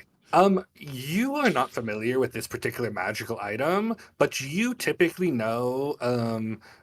You just have to concentrate on what a magical item does, and you can make it work. Mm-hmm. Okay. So, I'm scared of. I don't know. Okay, no, I was contemplating focusing on it. Okay. For the meantime, I just look down at it and I kind of display it out to kind of remind Kava. Perhaps we should go somewhere private and try this thing out. I don't exactly know what it does. You sure you're gonna be all right to part from your? Oh God, sorry. You sure you're gonna be all right to part from your lady friend? She's fine. I'm sure she'll have the attention of the nobles. She does mine, but we have time. I kind of start leading over. What's around us? What can we see for rooms or So you're in the main ballroom. You see on the far end what looks like opposite of the way Mordai would have gone, although you don't know that. You see a big double door veranda that leads out into a garden. Where there's things going on. You also see there are a number of smaller doors that exit this. They're not getting a ton of traffic. Through one, you see a lot of servants moving, and in fact, Kava could tell you that's the kitchen. But there are 2 or 3 other doors, and you're just not quite sure where they lead. One is a large set of double doors at the top of a staircase. One is the door you came through that leads outside. The other Mhm. two, you don't really know where they go, but you don't see a lot of people moving in and out of them. You do, however, see in front of those two doors what look like guards standing at attention. Okay, so all right. Mm. You need me, Kava. Actually, I shouldn't be calling you Kava, should I? You lead. Um, it'll look more well, normal. Pretend I have a squabble with you or something. Pretend you ever work with me? Squabble, you know, the problem. Oh, got it. Yeah, I'm following. I'm picking up what you're laying down. What kind of argument though? Oh, it doesn't matter. Just something. The food is off. I say a bit louder as well, so that people can hear it, like Yeah. specifically. A couple people around, like this one, like kind of like big noble. He's got like this round, florid face. Is currently like stuffing like the third little tart in his mouth, and he looks at you and goes. Well, wait, I don't want to alarm anyone if the food's not wrong. Why don't we I don't know, pretend we're having a custody argument? Come on, please. Fine. I just sort of like push you to like to just go along with it. Fine. Okay. So is your intent to try to distract one of the guards, try to get to the servants' entrance? Like, well, what is your intent with this deception? It's not really. I was not really deceptive. I was just like, she leads somewhere, so it looks a bit more like to hopefully somewhere where she'll fit in, but it's probably Diana's. Well, I guess quiet. I would hope. wait. I mean, so like there are like small side rooms. There's like a Mhm. smoking room. There's a room that looks like perhaps there's some gambling going on there. But most of the people are still in the main room. So if you want to get some privacy, like you could probably find like it depends how much privacy you're gonna try to get, right? But you could probably find some level of privacy in one of the other smaller rooms. Yeah. Okay, so I will slightly like push your shoulder like towards one of the side rooms then. Okay. Kava. Okay. Yeah. Just picking a random one unless you have an intent. Yeah. You push Kava towards a room and you can see it looks like there's in here, it looks like they're getting prepared to play some sort of cards. There's a dealer who is like shuffling decks and stacking chips. But this room is pretty empty so far. There's not a lot going on in here. And with a stiff look from you, the dealer sort of goes and like turns his back and just like focuses on his own thing. Okay. The dealer That isn't seems someone that Carver knows, right? Like, it's not one of. He does sort of as you lock eyes, he gives you like a slight wink. Okay, got it. Yeah, cool. What's going on here? Wait. Okay. Man, Carver's in with the in crowd. She's chilling.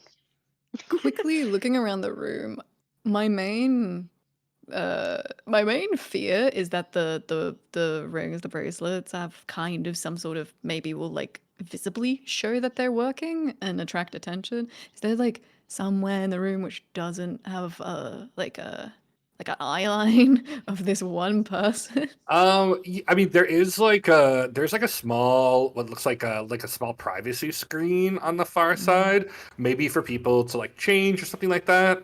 I mean, certainly more hidden. You also imagine there's probably bathrooms somewhere, although you don't know where they are yet. Yeah, that's just, I don't know. Okay, so I continue just to push you, like kind of like by your lower back, like over, like I imagine because of your height, right? Where my hand would be Yeah. quite high up, even if you're, I'm small. Yeah. But yeah, I push you sort of like over there. Yeah. Kind of like tuck you away. The Can two of you you. quit shoving me? Sorry. Just go along. The two of you push into like this little tiny, and it's got like a Japanese style privacy screen, so it's like it's not really enclosed, and like the dealer sort of looks back like with confusion as two women disappear into this like small like a noble woman and a servant disappear into this like small area. But he's one of Gorm's buddies and he's not going to give too much questions, even though you think he's probably saving this for like gossip afterwards. But as the two of you disappear, you're relatively hidden.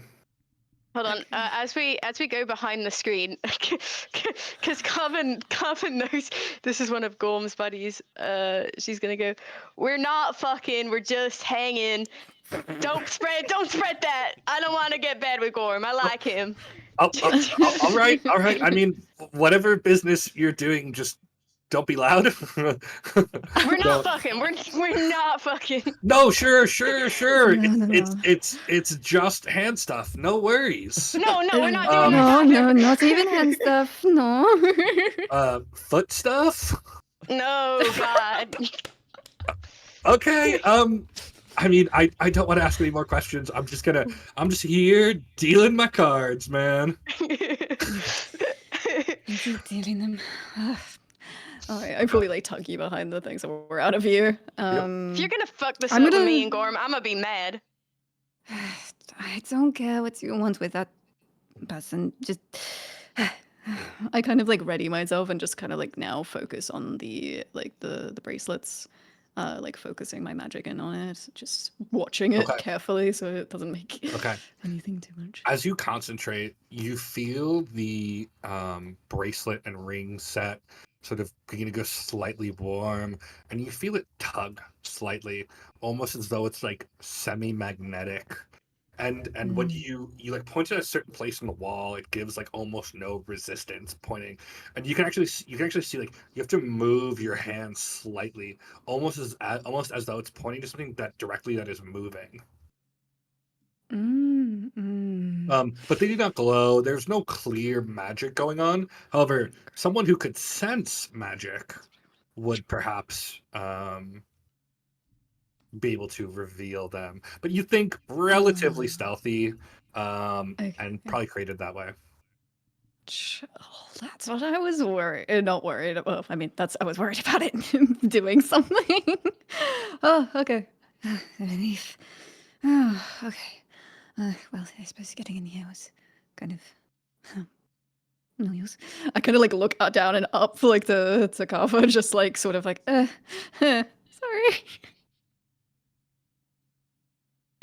You're fine. So what are we doing?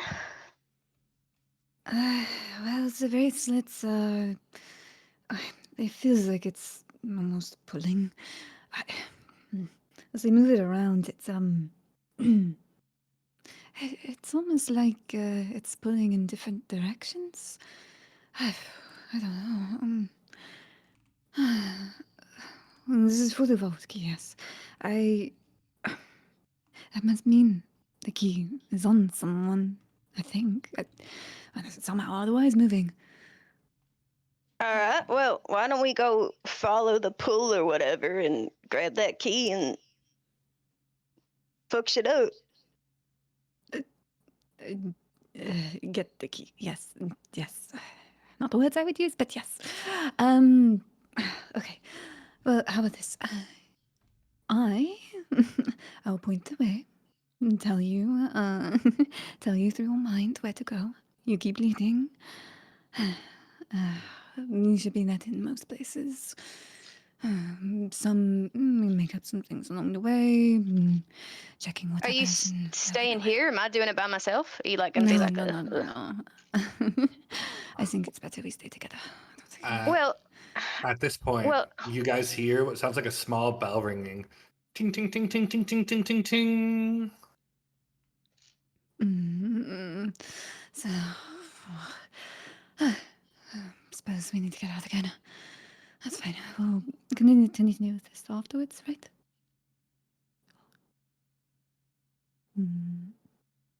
sorry, can you repeat that one more time? Yeah, sorry. My fault. We'll continue this afterwards, right? Yeah, understood. Okay. All right. We both walk out. Yeah, the two of you walk out, and you can actually feel as you move, the rings get slightly warmer, almost as though it's like a heat telling you how far or close you are. And as you walk out of the room, you see everybody's attention has turned to the main stairs. You see the same butler who kind of foiled your entry, standing, and he clears his throat. Lords and ladies, may I present Lord and Lady Tacton. You watch the doors open, and a couple appears. The exact same couple I described to Mordai. The handsome older human gentleman lord and his beautiful elven wife enter. You see they stop at the top of the stairs, him holding an arm out and her gently resting a hand on it. You watch as Willifort hands him what looks like a glass of champagne. And everyone quiets for a moment. Esteemed friends, fellow nobles, and beloved companions, welcome to our celebration of the Feast of Mourning. Tonight, we gather not just to honor the passing of the cold and darkness of winter, but to the promise of new beginnings, the return of light, and the blossoming of hope. Avandra's blessing is upon us, and in her name we cast aside the shadows that have lingered and embrace the joys of what lie ahead. The chill of winter may have gripped us, but tonight, my friends, the warmth of friendship and merriment fills these halls. Let us drink to the turning of the seasons, to the old sorrows that fade into the past, and to the new joys that await us in the future. Let us rejoice in the company of those we cherish, and those with whom we forge our futures. May this evening be a reminder that in every ending, there is the promise of a brighter tomorrow. This night, my friends, is special, for the veils between the worlds grow thin, and old gods, spirits, and devils walk beside us. Let us embrace this fleeting moment, when the boundaries of what is known and what is unknown blur, and let us revel in the gifts of both the living and the departed. So raise your glasses with me to the change of seasons, to the possibilities that lie ahead.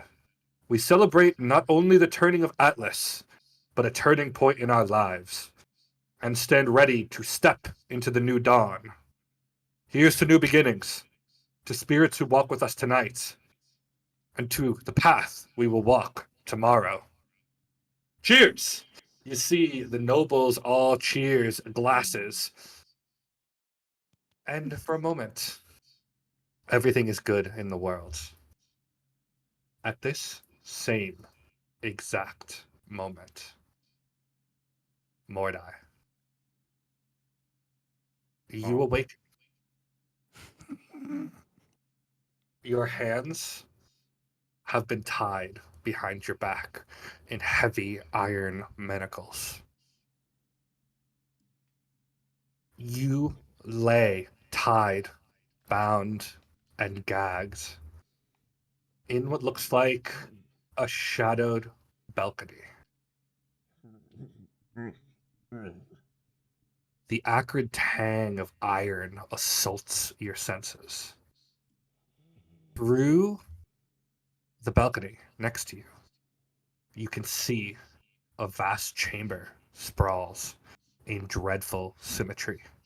Its obsidian walls slick with condensation that gleams like blood in the dim, flickering light. At its heart, a massive, empty pool lies.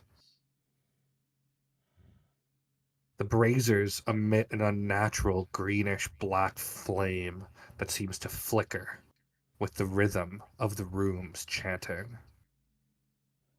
At the front of the room, a towering statue dominates the space, its golden surface gleaming wickedly in the dim light.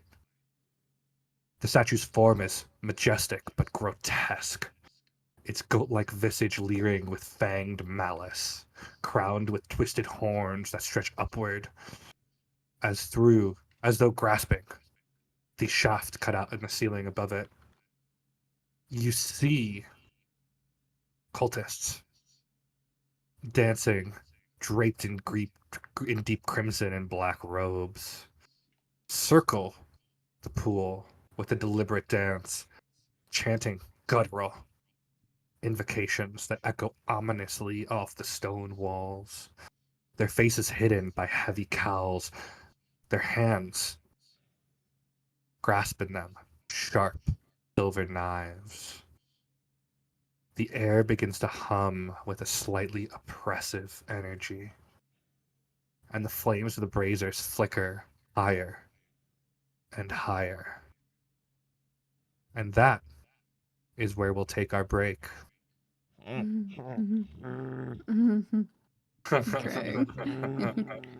That's your only thing. Great. Uh-oh. We're And gonna we'll be right take Ruh-roh, back. Raggy. we're gonna take a quick 10-minute break. So let's see what happens when we come back.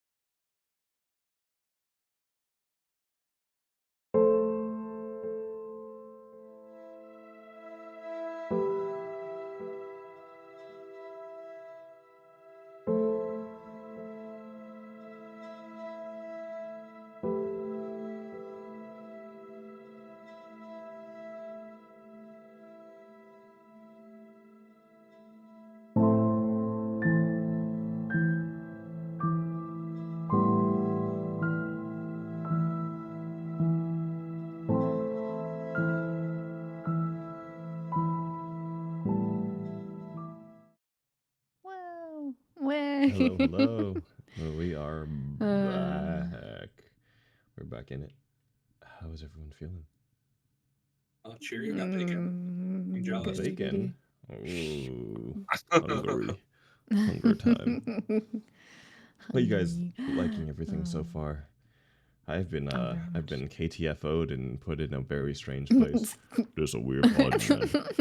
I mean, you kind of ran into the bosses, and then we're like, I have to poop, and you're like, I'm one of your servants, and she's like, no, you're not. Like, Oh my god! Wait, I just realized if we oh my god, if we could take back time, if Mordai could have the, I mean, he probably wouldn't understand how to use the rings, honestly, but like, he would have known like instantly if he But I could. feel like if we gave him the rings, he would have just walked into it not known what to do, and then we would have lost both the rings and Mordai. So Yeah, blessing in honestly. disguise. It probably looks the most normal on me too, since I'm like, it can be like a piece of jewelry. That was like the whole like idea where I yeah. was like, oh, you know, it, Yeah, it can yeah. blend in with me a bit more. And I know I didn't describe it, but it's like a whole it's like a whole like ring and bracelet set like attached by these like wirings. So it's very like a unique, like almost think of it as like a second hand, but like just the veins are like running over the top and tying into the bracelet. Yeah, pretty, pretty little jewelry. Yeah, and Maybe it's all less little, it's all but like, blue and silver. Her stuffs, Yeah. her jewelry. All right, so let's head into it. We left off on me not being able to speak, which is terrible for a voice actor, but you know that's where we're at. So whenever you are ready, we're going right back in. Okay, let's jump right back in. And the first thing we're gonna do is Mordai. As you wake up, you are gagged and you are chained together with, I mean, I don't want to say thin chains of iron, but for someone like you, maybe not as thick as they should be. You're sort of bound and gagged on this, like very cracked and like old seeming stone floor. What would you like to do? Yeah, I'm God. You can talk to me. I still gotta poop. So, that's the one thing on my mind. All the cultists, all the weird chanting, all the great stone hall, that means nothing to me. I don't want to poop in my pants right now. So the biggest thing is that I've always been told you got to warn people before you poop. So the first thing I'm gonna try to do is butt through this iron gag because I need to warn Yeah, people. the gag is not iron. The gag is like Oh. leather, and it's sort of like stuffed around you. So, Never mind. go ahead. I mean, Mordai, you have prestigious strength in every muscle. So, even though normally trying to bite through leather would probably be a terrible idea, let's go ahead and see. Go ahead and just make me a strength check to see if your like heavy teeth and neck muscles can bite through this this like leather gag they've stuffed in your mouth. All right. 9. Okay, you bite down and you can feel like the grain of the uncured leather and that sort of like gross leathery taste. You're just not able to bite through it. No luck. And you do have hear from your stomach a loud. I think the second thing that I should try to do is rip the chains in two with my arms. Okay, go ahead and make another strength check. This is gonna be difficult, but you're very strong, so you might be able to do it. 17. Okay. Luckily, these were sort of a rush job and were clearly not meant for someone of your prodigious size and strength. So you sort of on the ground, your arms tied behind you, you like flex your traps and your delts, and you begin to pulling it, but also holding because you don't want to let your poop out. And you hear like a screech and then a snap as the chains of the iron links snap open. You still have these large, heavy cuffs on either arm, but your hands are currently free. And you can take you are still tied by a rope by your legs, and you have the gag on your mouth, but your hands are free now. I would like to rip the ropes on my leg next. Easy enough, easy enough. Having just snapped a pair of iron manacles, like you make quick work of the rope. You do realize your weapon is gone. Oh shit. I'm gonna take off this gag now. Okay. And now that I can speak, I think I remember the wise words of the fancy lady. I'm speaking in my head right now, by the way, so I'm not telling the rest of the world that I'm talking to myself. Just as the voices in my head will This consent. is your inside head. This is my inside head voice. Wait, who's that? Who said that? Anyways, I remember the voice of the fancy lady, and I think I should be a smooth rock, not a pretty rock. I think I was being too much of a pretty rock earlier, so I need to do the subtle the thing, and I need to go over and get out of here. This is not the right party. I didn't get an invitation here. It was supposed to be the other one next door. All right. I need you as you're having this thought in your head to make another Constitution saving throw, please. As the grumbling in your stomach is just like too much now. 14. That is just enough. Okay, you feel like a grumbling, and like there is something clearly wrong with you. Like you feel like sweat on your brow as you wipe it away. It's like this like dark yellowish sweat, and your stomach grumbles. I'm really gonna poop. And you Shit. throw up all over the floor. And it is just streaked with this like black and red, like viscous liquid. Excuse me, you weird hooded folk. I need something to wipe off with. Is there any of these weird hooded people near me? No, but there is what looks like a discarded. There's two sets of like fine discarded robes across the room, and you actually see the outline of what looks like a door. All right, I gotta wipe off my face first. I mean, Yeah, and these usually I are wouldn't care. fine, like velvet robes. These are like very high quality. I gotta wipe my face with my puke. So Okay. I'm gonna grab the velvet robes and I'm going to wipe my face with it. Feels nice on my face. Yeah, it feels amazing on your face. Oh, I think it might have been a bit stained, but it's okay. You do see sort of leaning against them your great axe, just sort of resting there. Oh, my baby. Don't ever leave me again. I won't. Oh, is there a voice? Wait, Nope, say just your something again. imagination. Oh, shit. I gotta stop drinking so much. All right. Well, I think there's a door over there, so I should probably make my way there. Yeah, it looks like the outline of a door, but there's like no clear way to open it. But it is like clearly like a recessed part. Perhaps some sort of secret door. Although you would be on the inside of it. Maybe if I push it hard enough, it'll just give way. You do see like a conspicuous looking like mounted candle rack next to it. Maybe if I'll just push it hard enough, it'll just give way. Okay, go ahead and make a strength check. All right.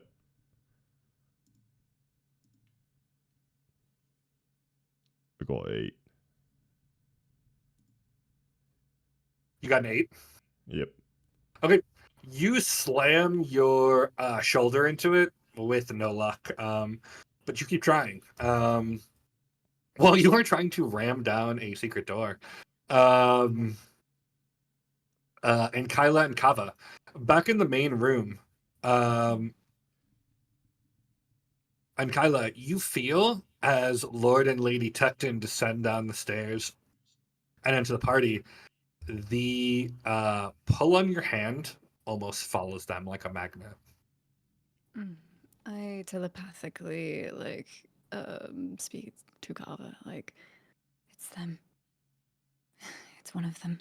Either the Belf or the Mr. Tecton. Can I roll to see if I get spooked by this? Because I don't think Kava would have known about the mind powers. Sure. Go ahead and make a wisdom saving throw, let's call it. Yeah, okay.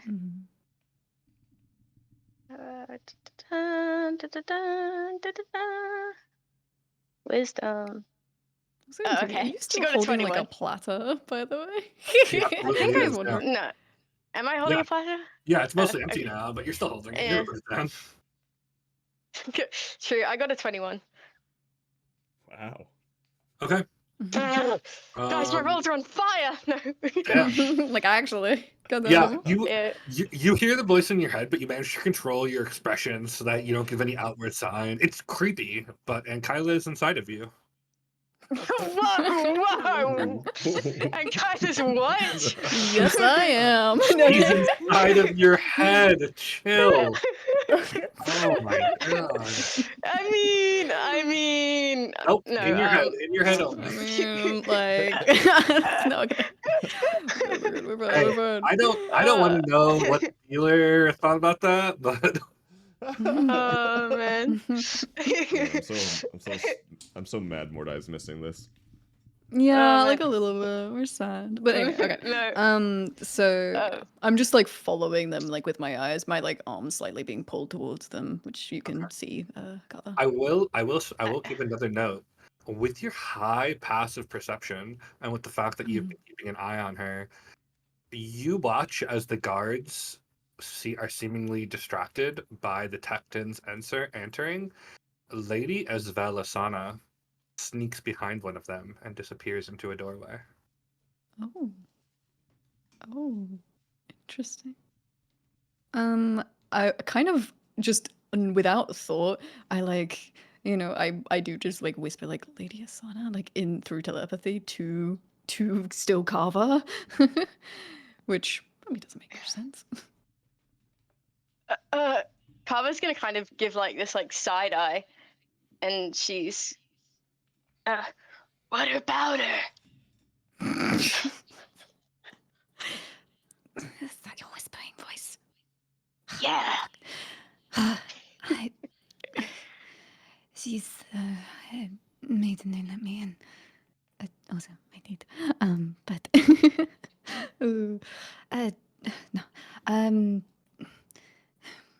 Back. I kind of like go down again with my voice, and then like go back to like speaking telepathically. The key is with the two nobles. Either the one who just announced the whole ball, or the lady. I'm not sure. Is there any way I can like see?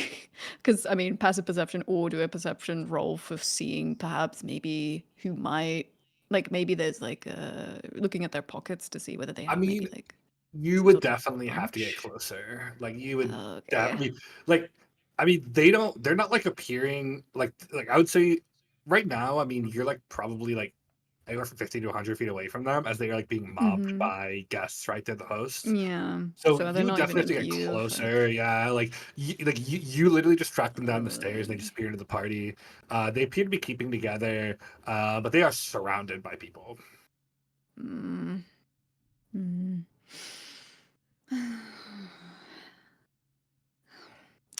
I got an idea. What idea? Kava's gonna go and she's gonna scan to see if she can find. Oh, actually, she's gonna try and quickly run to the kitchen and get a fresh plate of. She's gonna try and get 2 platters of like fresh food and drink. Okay. Ray, where are you going? I just like quickly like I don't really need to regard me. As you head back to the kitchen, Kava, you pass by the man I mentioned earlier, the Lord Zephyros, and he sort of beckons to you and says, "Excuse me, dear, if you have a moment. I'm unfortunately have a dearth of wine. Could you please be a dear and refill me, as it were?" Yeah, of course. Just like what? Just like the. You have a He preference for what kind? he sort of gives you a roguish smile and says, "Whatever is the most expensive." Understood. Uh, I'm gonna try and go back and get whatever the most expensive is. Maybe ask someone I already know from Yeah, before. easy enough. And this is you did probably not see him come in, but this is Lord Zephyros, and he's just surrounded by like a gaggle of beautiful women. He's laughing, he's like playfully flirting. But as you bring back his wine, he goes, "Uh, thank you, dear. That was I just needed to wet the whistle, as it was." No, no, I fully understand. Anything else I can do for you? Well, now is that offer fully open? No, I joke. I joke. Just if you see me have an empty glass, if you could refill it, I would greatly appreciate it. I I also have to ask. I saw you speaking to that lovely drow lady earlier. Is she a friend of yours? Yeah. She's a great pal of mine, actually. Oh, Well, really? maybe I wouldn't say great pal, but we're close. I How would. loudly are they speaking, by the way? Well, Just you wondering. would probably be out of range to hear them, but you sort of Okay. see him gesture over towards you. Okay. I give And a then very and then skeptical look from my Kava just side. sort of points towards you. He says, "Oh, well, perhaps I will have to go make her acquaintance myself." Yeah, I mean, she likes fancy types of things, so you should be good. I would not really call me a fancy type. I prefer to think of myself more as a playful rogue. You know, the boy you can't resist, but your parents would never approve of. Yeah, I mean, I definitely get that vibe. Oh, Wait, do not you not in now? an offensive way. Like, you seem like well put together and like charming, But you You also seem kind of. seem well put together and charming yourself. If I didn't know better, I'd say you're hitting on me. If I didn't know better, I'd say I was too. You have Uh, a scent of the ocean that is very pleasant. Are you a sailor by any chance? well, I was before I started this gig. Used to go around exploring various places, trying to do right by people. And now I'm here, working part time to raise up some funds before I go back out on the seas again. And you work for the Tectons. Interesting. Well, it has been a Money's pleasure tight. to meet you, and your name is? Your name So was? less. Sorry, sorry. So less. Solas. He sort of gives you an up and down and says, "Well, it was a pleasure to meet another person of the sea, as it were. Uh, be safe. Have a good night." You too, you too, Captain. He sort of leans back, and you watch as the eyes sort of follow you as you walk out. At this point, he sort of looks over at you, and Kyla, and begins to like move slowly towards you. I'm gonna just stand there. I've noticed that he's coming over. I'm gonna try and just kind of like see whether I can get a bit closer to the targets, as it were. Okay. going into the crowd of people a little bit. Kind Are of you trying to avoid him or not? Yes. Okay. He sort of sees this and sort of gives you like a knowing grin, and then just sort of moves off in another direction. I get to be loyal. I Um, think for now I'm just gonna hope for the life of me that Kava's coming back. okay. Kava, you head to the kitchen. You said you want to grab 2 plates of something. Having gotten Zephyros's drink, you return. Any particular plates you want to pick up, or like just in general?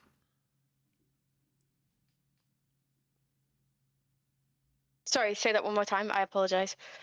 Any particular plates, like type of food you want to get? Like, I feel like you're going somewhere with Uh, this. yeah, I'm thinking. Well, I'm just thinking like, probably, probably like. Let me think. What would I have like noticed like which food was like the least picked at? Uh, I mean, the food here is all amazing. It's like people are eating Okay. it. There's not like a past due crab cake or something. Right. Yeah. Okay. But there's nothing that's like a little bit less Um, enjoyed than like some of the other stuff. maybe there's like what looks like some sort of fish with the head still on it. You think the beady eyes might be off-putting to some people? Okay, I'm gonna get 2 platters worth of the fish. Okay. And then I'm going to walk out of the kitchen. And then I'm gonna stop by Aunt Kyla and I'm gonna so hear me out. I'm gonna take these and sneak up closer to them to get a better grasp. Those not that appetizing. Could you have chosen something a little bit more, I don't know, tasty? Well, hear me out. If I pick the grossest thing, people are gonna be less likely to eat it, and then I won't look weird walking around with 2 empty platters. Uh, I suppose, but okay, okay, leads the way.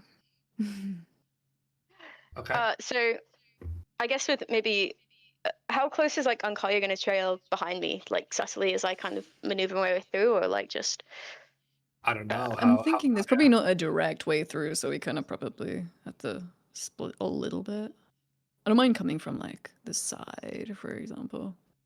yeah, I think like if you followed like not super closely but kind of Mhm. close to kind of get a read, that would be probably the best way. Yes, Okay. absolutely. I want to Alright, be in cool. eyesight, so I do Yeah. want to. So for all intents be and able to see purposes them. here, why don't you and Kyla go ahead and make a stealth check? And this is basically like as you unassumingly trail behind, like how separated are you from Kava? And then Kava, what is your plan here? My plan was to kind of like basically like kind of not like push directly through the crowd, but kind of like try to walk around it and like ease my way through under the guise of like pretending to hand out refreshments in Okay. order to get closer to the Perfect. middle. Perfect. I understand. Yeah. Why don't you go ahead and make a survival check? And that's going to Oh, be sweet. like, Yeah. how do you like wend through the crowd and like use the eddies of the crowd to try to get close unobtrusively? Please Yeah, I do got be it. hit something higher than me because I got a 5. These rolls I ain't got a doing 4. it. Oh, yep. Well, it's a 6, but you know, oof. Okay. So you guys, despite your best intentions, just cannot get close to them. However, at this point, the Lord and Lady Tuckton actually separate. She moves out towards the garden, trailing a bunch of people, and he moves to one of the guarded doors, has a quick conversation with the guard, and then walks through, out of sight. And my rings, my bracelets. It Which way is do they go? it is extremely clear that Lord Tepton has the key. Oh, great. And of note, uh, he went through the other guarded door, not the one Esfel went mm, through.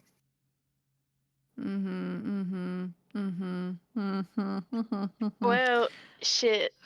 What are we doing now? It's Mr. Tuckton. I sort of like whispered, so just to make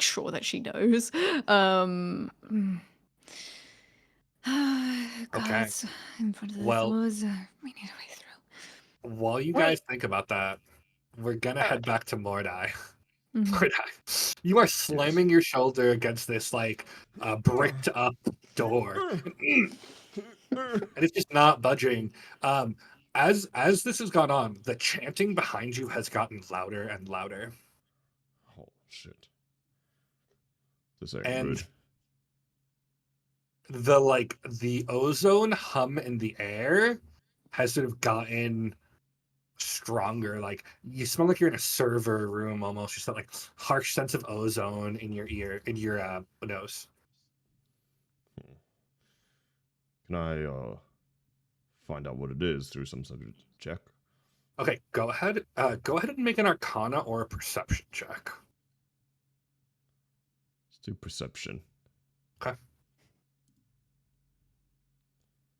Oh, 21. Money, big money. Okay, Big money. you listen and you can hear the chanting, but as you listen, you hear it. And as you go over to the balcony, you look over, you see a line of unconscious corpses that are being carried in by these heavily armored, bearded guards. You see one by one the ritualists drag them to the large pool in the middle. And you watch as they pull back the hair and drag the sharp ritual knives right across the throats. Crimson blood just out, pumping. It's beginning to form this shallow pool in front of this golden statue. Oh. So You this is where recognize the these party people. is. You recognize these people. These are the people from the Beggar's Feast. Well, sucks for them. I gotta find a way through this door. Can I investigate? Go ahead and make an investigation check, yeah. -2. 9. Love it. Okay. With without meaning to, you're like studying the door and you like rest your hand against the candelabra and it falls down. You hear and the door opens. Oh, see? Push I am smart. Pushing it open, you find yourself in a spacious library. Its high shelves stretching up towards the ceiling.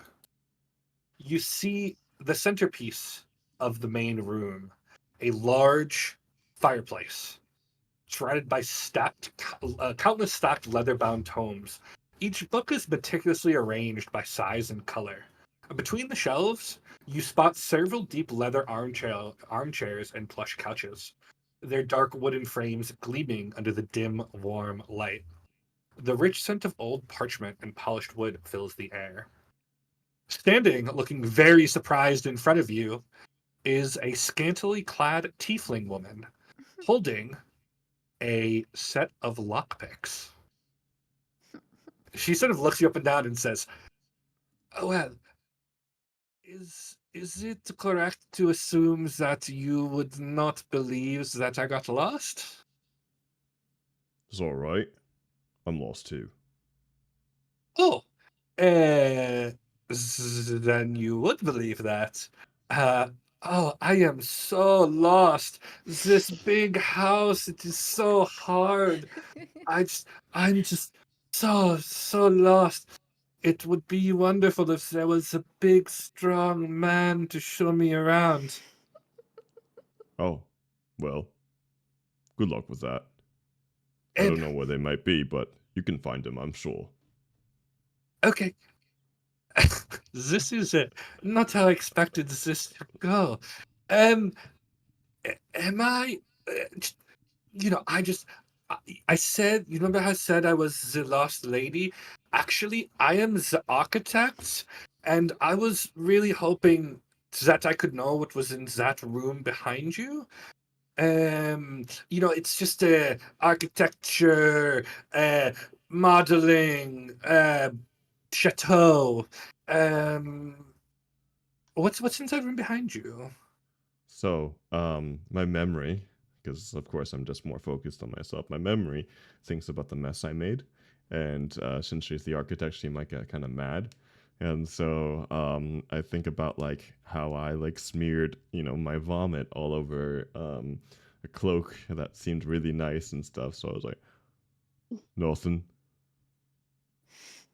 Ooh, because it does sort of seem like there is maybe like a secret door behind this bookshelf that you came through. It is so strange. I promise I am not here to get anyone into trouble. No, I am just here to do my job. Is there a vault behind there, perhaps? A bowl? Yeah, No, I it is like mean, now that I think about it, I'm also looking for a vault, but I didn't oh, see a vault in there. you are looking for the vault? Yes. Well, then we are kindred souls, no? Um, Uh, you could think what of does us as on. kindred mean? It means we are on the same team, my friend. Um, Oh, tell me, I'm hearing a lot of like dark chanting from that room. Would you characterize whatever is going on in there as something I would not want to know about? uh, I don't know. What don't you want? What don't you want to know about? You know what? Perhaps I will take a quick look inside, just a little gander. And then Um, I think about my vomit, and I'm like stepping in the way, just standing with my body in the way. Um, it's a bit messy. it's fine, it's fine, it's fine. That is no problem. It's like kind of smelly too. No, it is good. It adds to the ambiance. Oh, you're kind of weird, aren't you, lady? Yes. Oh, all right, I can get behind that. And then I move out of the way. Okay. She sort of like giving you like a look, like who is this fucking idiot? Just like walks past you and sort of glances over the balcony and goes, She sort of walks back and says, "Yes, that is not what I was looking for." Um, Are well, those your it's just friends? no. I do not know those people. I do not want to know those people. Um, look, this has been a Should we great say hello to pleasure. them? No, I I think know they're that would your friends, aren't they? no no no You no wanted no to no go no no find no no them. no Makes no sense. I'm no no no smart. no You know, no like no I no was no thinking no about it. Is no, please, those are not my friends. Those are they are uh I don't know, demons. Yes, they are demons, and demons. it is not good to interact with the demons. Look, I think it But is but probably best for uh, both of us to aren't say, you like I don't I'm not great with the talk thing, but aren't you like part demon or something? that is very rude. Is it? I am a tiefling, yes. I have the demonic heritage, but I prefer to think of myself as human. eh? I do not deal with whatever that is, the worship of Manon. That is not for me. No, I lost girl, and I just need to get back to my friends. Oh, well, I mean to be rude. How you get those horns? I was born with them. Oh, How did you get those big muscles? I was my mama was big. No, I mean, Oh, what? but she Well, died. So, and then I uh, started talking about my past and like taking up her time, and just keep she sort going of on and on. nods. She nods. She keeps glancing like very concernedly at the door. And she goes over and she like sort of like leans and like closes the secret door. And she's like, yes, and she like begins slowly walking back towards the door on the far side of the wall. So I'm She's like, walking yes, with her. yes, of course, no, yes, of course. Anyways, you didn't hear about this time in the mountains of this But look, no, this no, snowy I peak. love the mountains, I love the skiing. But look, I'm going to guess that probably you are not supposed to be here, yes? Why you say that? Because you walked out of some sort of demon temple and you have a big axe, and Oh. not to be rude, but you don't really look like you belong here. So look, Oh, here's what we are going to do. all right, We are going to walk out of here. all I'm right, going to say something, and all you need to do is nod, yes? all right. I can do that. Nodding. I'm very good at nodding.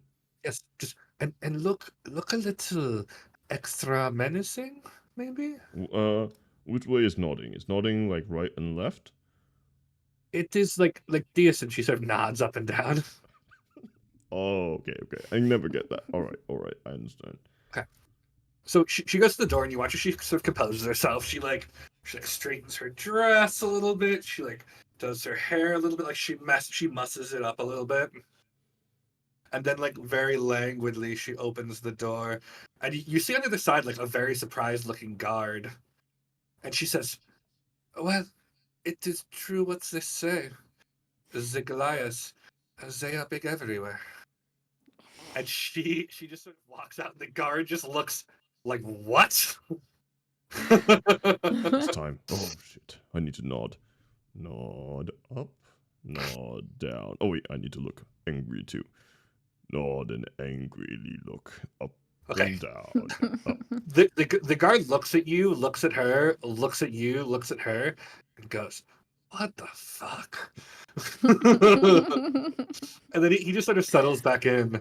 And Kyla and Kava, the two of you watch as Isana re-enters the party, and about a second or two later, Mordai walks out in his full servant's attire, just towering over everyone at the party.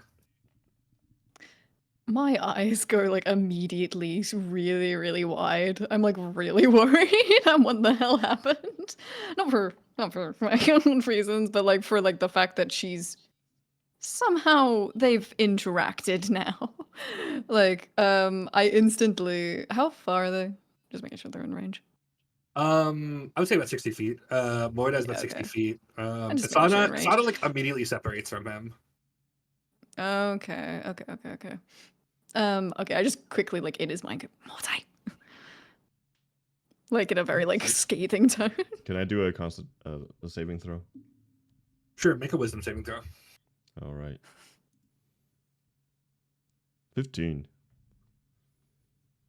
Okay. It surprises you, but not so much that you react externally. Yes, voice in my head. I'm in the ground. Me and Kava, see? Where?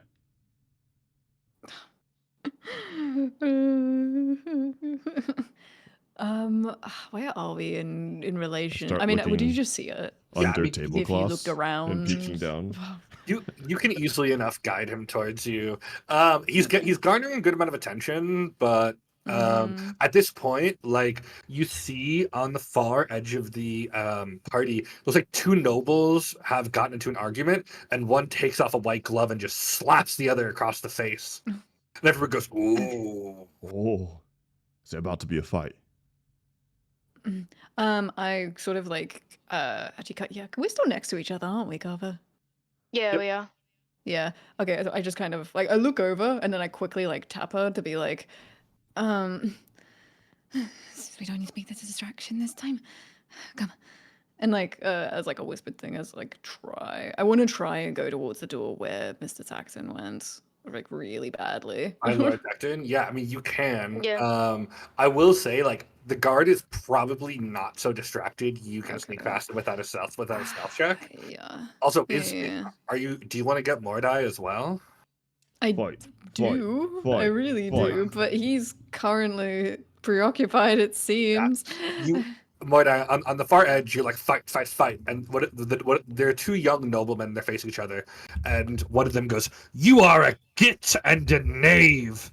Your mother worked the streets for years." Oh, And the other one goes, "You gonna let him take that?"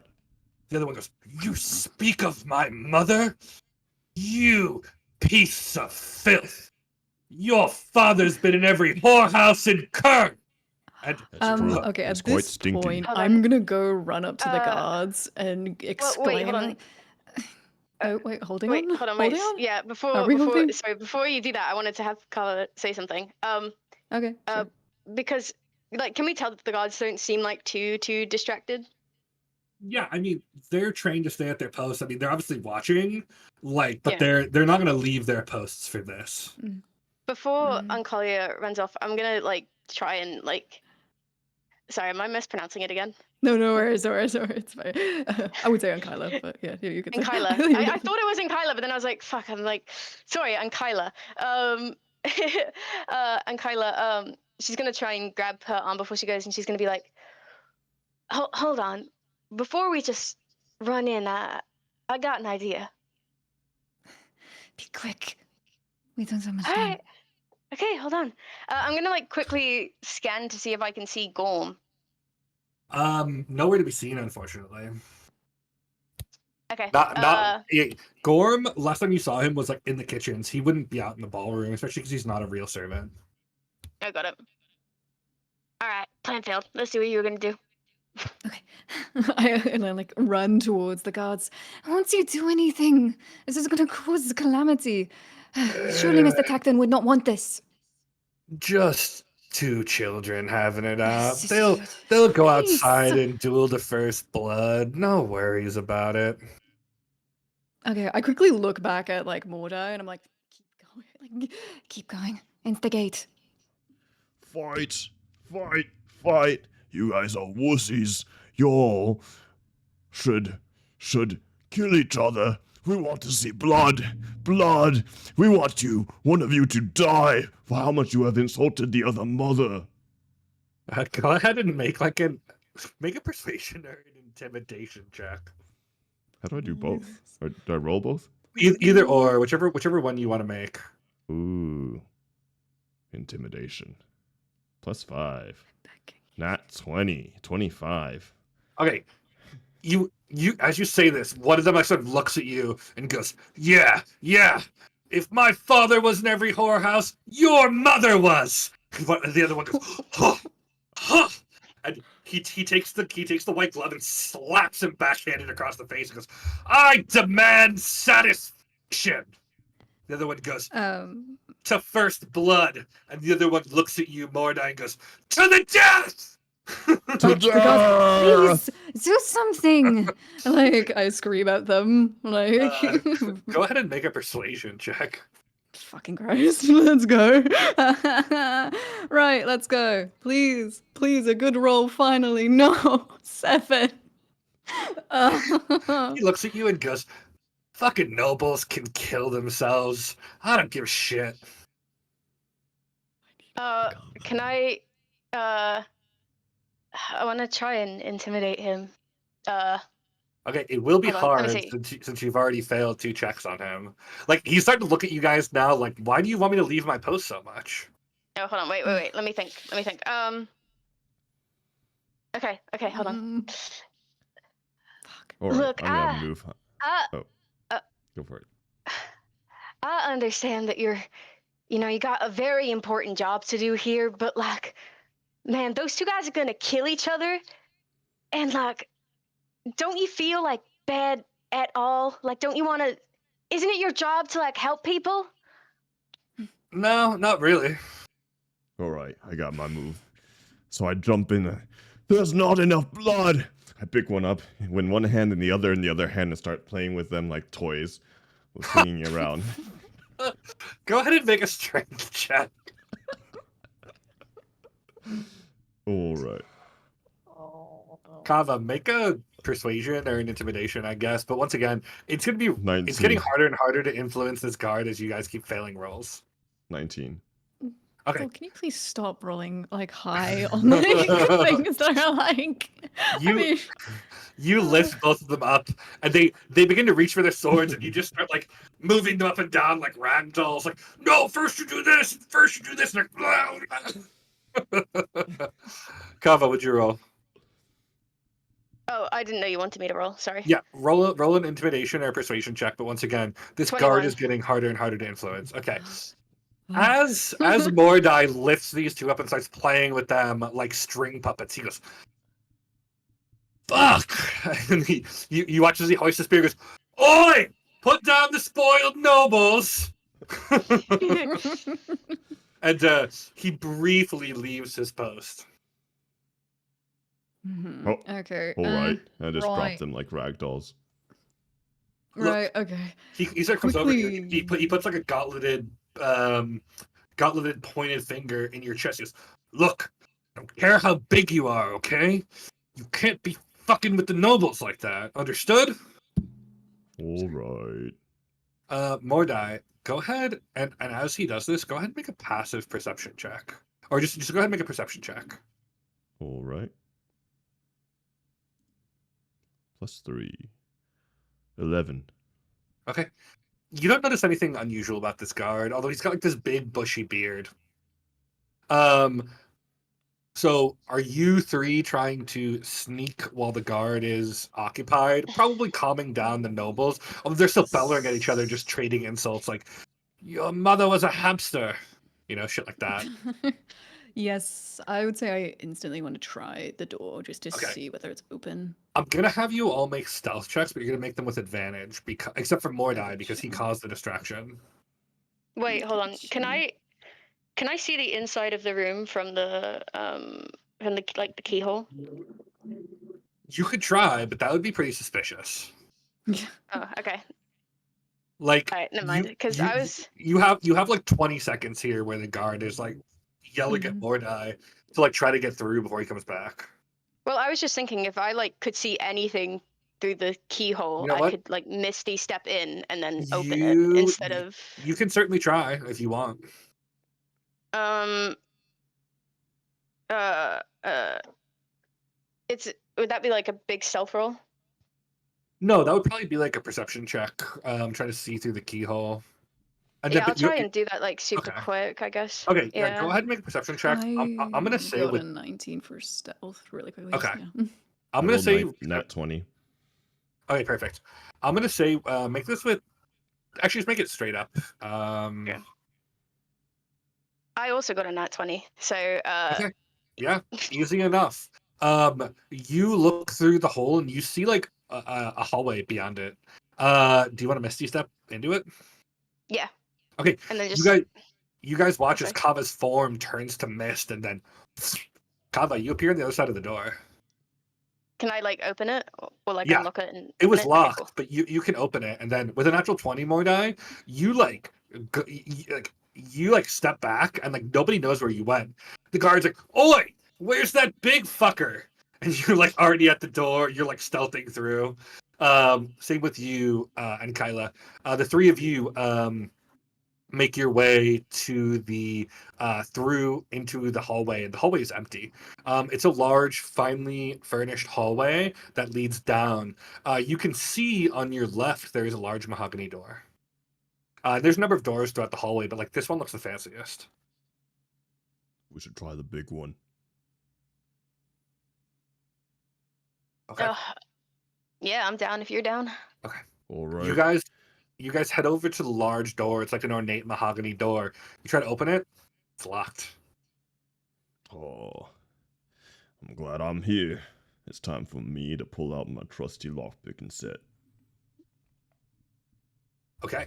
Yeah. Go ahead and make a lockpicking check. The rest of you, I mean, you've seen Mordai with his massive muscles like try to work the lockpicks before, and he like surprisingly deft at it, even though he doesn't look like he would be. Is that sleight of He hand? pulls up. Yeah, sleight of hand. Yeah. All right. 14. Okay. That will actually be enough with your proficiency bonus. So you worked a lot. The door opens. You see in front of you a finely appointed office. You see, let me pull up my notes real quick. You see a stately office dominated by a large wooden desk. Its dark surface polished and gleaming under the soft light filtering through the window behind it. The chair behind the desk is high-backed and upholstered in rich leather, its arms worn but well-maintained. The window, through which streams moonlight, overlooks the garden outside, where you can see nobles beginning to flood out for the duel that's about to start. To one side of the room, shelves filled with books line the wall. Their spines a mix of leather-bound volumes and carefully organized ledgers. There's a small wet bar tucked in the corner with polished brass accents. A crystal decanter rests on the counter, accompanied by a few glasses and trays of neatly arranged bottles. An old globe stands on the pedestal of the far wall, its surface slightly faded. Countries and continents, a quiet reminder of far-off places that you may or may not have been. The room is filled with other personal accoutrements, a few ornate sculptures, a finely crafted clock, and a framed family portrait hanging above the bookshelf, as well as what looks like a suit of polished armor. You are clearly in some sort of office. We don't like. We definitely don't see the You man don't. we're looking for. However, and Kyla, you Mhm. are pulled in this direction. In the direction of the office? Wait, Yep. hang on. Yeah. Okay, chill. All right. Well, so that. I mean, wait. Sorry. Right. So Mr. Tacton went this way? Question mark. Sorry. Yeah. Sorry. My fucking. Okay. I'm Yeah, gonna be no honest. My worries. audio, like, just for stream's sake, my audio went out for a second. No worries. So Yeah. yeah, Lord Like I missed Tecton something. disappeared through the door that was in this hallway. You don't know where he went from there. However, Okay. your magical bands of seeking are pulling you towards this room. So even if he's not here, you suspect the key might be. Okay. So would you can I do a saving throw For what?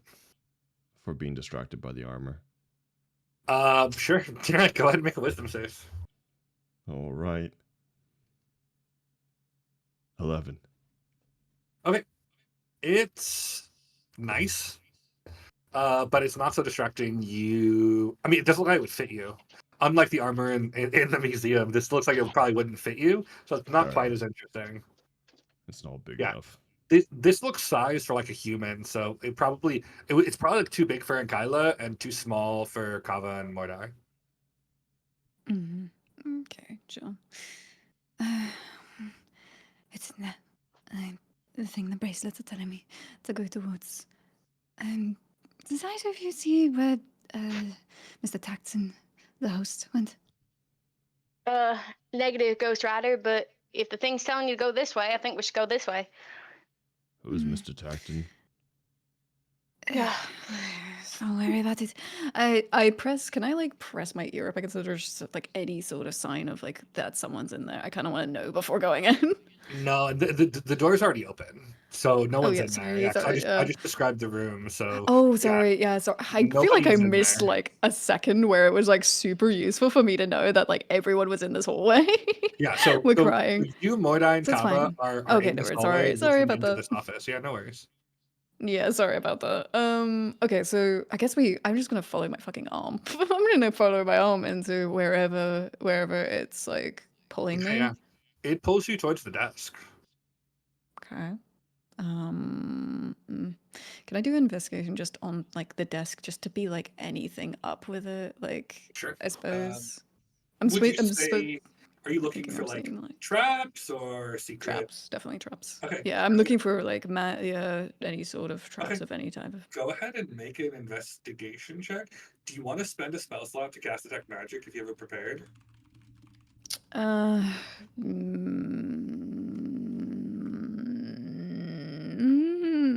I wasn't going to. I was gonna take the investigation So first, just yeah, to. so investigation would find you a mundane trap. You would need detect magic to find a magical trap. Yeah. I'm thinking about it. No, that's a little one, isn't it? Yeah. Yeah, sure. Okay. All right. So I then cast detect magic on the thing first. We'll see Okay. whether that picks anything up. You do not get any pings of magic from this room. However, Sure. you do get a ping of magic from what seems to be behind one of the bookcases. Okay, that's fine for now. I'm just gonna, yeah, then we're just going to do a normal investigation on the actual thing itself. Like, I Okay. just kind of Go want to ahead see and make whether an it's like, investigation check, yeah? we'll see. 12. Not bad, Okay. good. Looking through it, I mean, it's a very nice mahogany desk. There are a number of drawers. Some of them are locked, some of them are not. Looking through the unlocked ones, it appears to be a lot of, and like a quick scan will tell you, like a lot of like accounts. Most of which, in fact, all of which have shown that they have been recently emptied.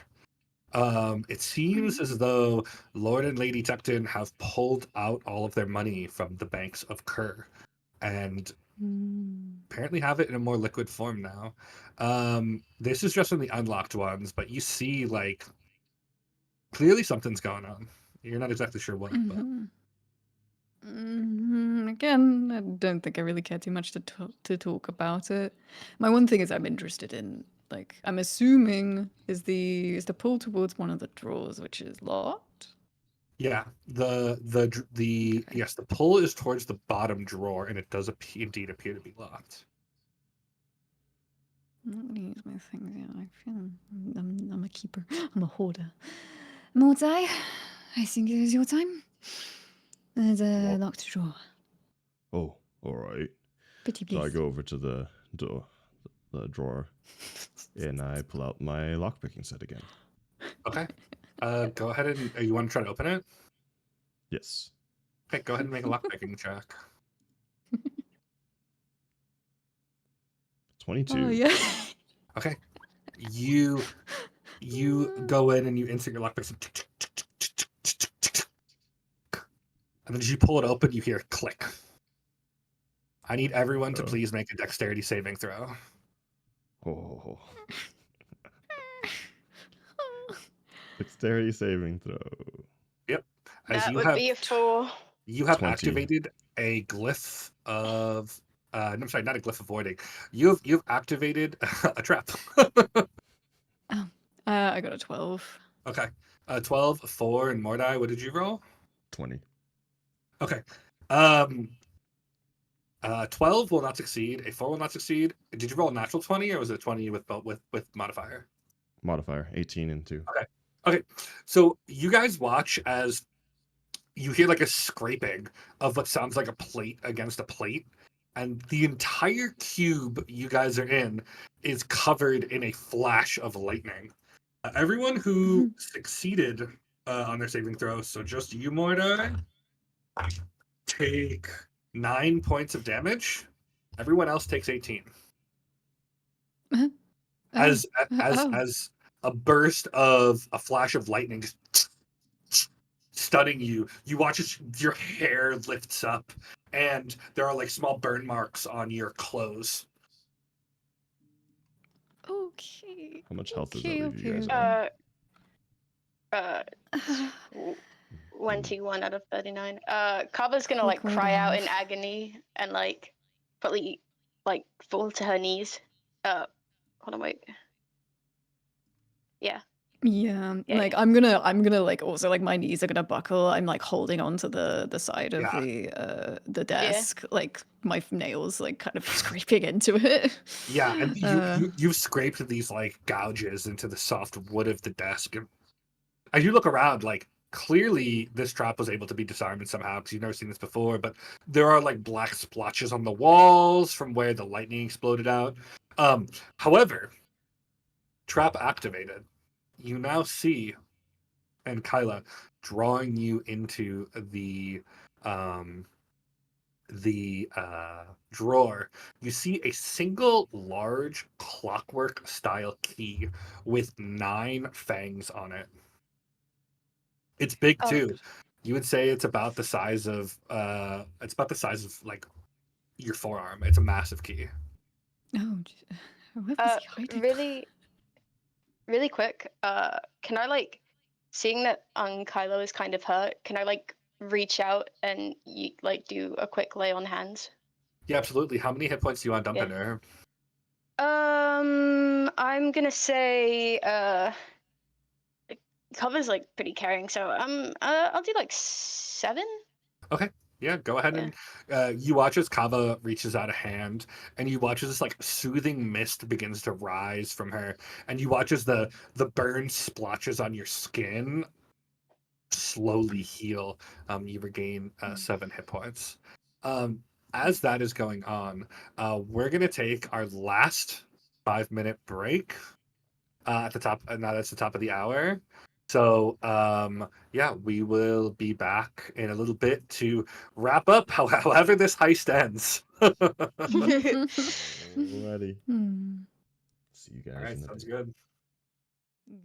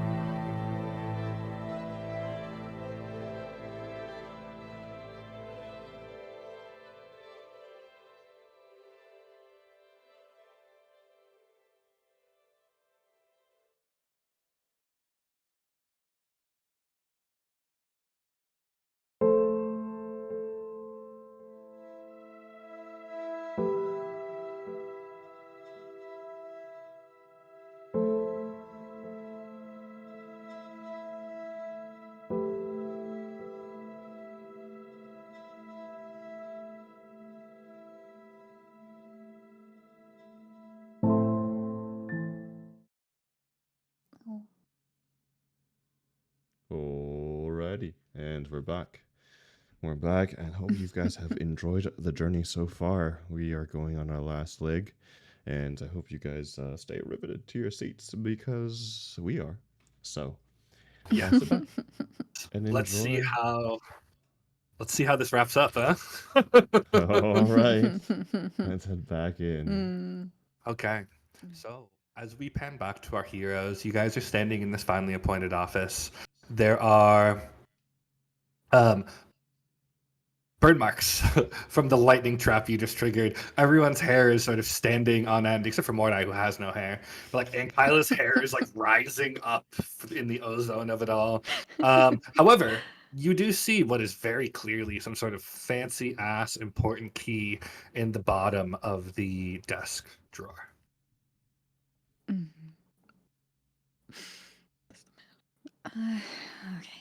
I sort of like try, like I'm helped up by like in Kyla's is it a hands of no it's not, I was gonna say hands of healing for some reason. I'm bolstered up a little bit by that, but I'm still like very like I'm feeling like the jitters go through me. I don't really move forward yet, but I look at the key like with a very like I kind of like lift my hand to like try and get it, even though I'm feeling a little bit like just shattered a bit by that. Since I'm the closest one there, I see the shiny thing and I go, "Ooh, shiny!" and pick it up. Yeah, and it's to you it's like a normal sized key, but it's like in Kyla it's a large key. You can see it's got 360-degree little teeth on it. And they're probably about 3 or 4 inches out. This is like a very ornate looking key that clearly goes to something more than just like, your grandma's safe. Mm, Can I saving throw mm, mm. to not be too rough with it because of my big hands? Sure. Sure. Oh no. Go ahead and Oh, make a no. strength check. Strength check or strength Yeah. saving? No, this would be a strength check. Okay. 14. Okay. It's not that delicate of a key, and you are fairly careful with it. So it's not this key is like probably, I don't know, a good like 1.5 feet long. So it's not something you can easily bend or break. So even with your strength, it's pretty safe in your hands, unless you like start slamming it against walls or skulls. All right. Almost looks of size in your hand. I'm going to look at Carver now because she just like healed me. I'm like, I kind of like look at her, I pause for a minute, and then I like sigh a little bit, and I like bring my hand, I move my hand, which was reaching for the thing, and like, up to her to like kind of gently take actually her shoulder, and just cast Cure Wounds, Oh. which will, yeah, cure Aw. vulnera. I speak, and let's cast that because I'm nice. I'm so nice. Actually, wait, let me roll for that. That is 7. 7 heal. Actually, same. Okay, chill. Hell It's at yeah. level 1, so yeah. Yeah. Cover, as you do that, she's gonna seem like genuinely surprised because she wasn't like expecting anything back. But there's just gonna be this like big bright beam on her face, and she's just gonna kind of, thanks. Don't think I've gone soft on you, Dragonborn. Anyway, okay, and then I'm gonna like, so you mentioned there was a something magic detected behind a bookshelf. So there was a ping of magic detected behind a bookshelf. Mhm. And it you can still sense it as you sort of maintain the spell. You're not exactly sure how, but it appears to be like behind one of the office bookshelves. Okay. I sense something. Something behind that bookshelf. I sort of stand in front of it, just like looking at it, just like trying to see whether I can actually see anything with my eyes, which is obviously out of order. Go ahead and make a perception check. Chilling. or go ahead and make an investigation check, and then Yes, okay, I rolled really whatever. well for that Yeah, perception. that's fine. That's fine. You will use perception, because it's actually twofold. So you get the sense, looking over this with your keen perception, that this is a secret door. Mm-hmm. You also, on the edge of your hearing, hear what sounds like a person walking in a set of high heels coming down the hall outside. Does everyone else hear this? No, I'm guessing not actually. So I had a 27. Finally, something nice. Okay. Yeah, I would say with that high of a roll, also, you would know, looking over the books, that one of them looks more worn than the other ones. I looked to the side quickly and someone's coming. Close the door. I signal towards Kava. I think. Kava's gonna go and close the door. Okay.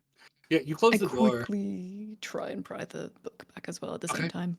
Okay. You pull the spine, and with a hiss of displaced air, the shelf silently swings outward, revealing a dimly lit passage behind down. At this point, also, as the door closes and you open a secret door, about 5 seconds later, you hear someone try the handle of the outside door. Oh, another secret tunnel. I think we should go in it. And you begin to hear the clinking of metal from outside the door, almost as if someone is putting a key in. Yeah, I agree. Kava's gonna try and run in. Okay. All right, let's do it. Go ahead and make a stealth I check, follow very all of swiftly you. behind the two. Yeah, go ahead and roll me a stealth check to see, because the person who's outside is listening to see if Oh, anyone is nat inside. 20. Okay, that's two huge I got successes. an 11. Okay, that's Yeah. middle of the lane. So may or may not have got a non-natural one. Okay. Okay. The three of you rush in. Mordai, silent. Like, despite their bulk, not a single sound. And Kyla, you move relatively stealthily. Meanwhile, Kava takes 2 steps, does not realize there's a stair, and starts falling down. Tatoosh, tatoosh, tatoosh, tatoosh. Like a clank of metal and steel and anything that was in her pack is now falling down the stairs. However, and Kyla, as you walk through the secret door, you see a lever and very easily pull it. And behind you, the secret door grinds to a close before seemingly whoever's behind you could see anything or hear anything. The three of you follow the stairs down to the bottom where Kava is just laid out on the ground. And You were here, right there. I'm managing.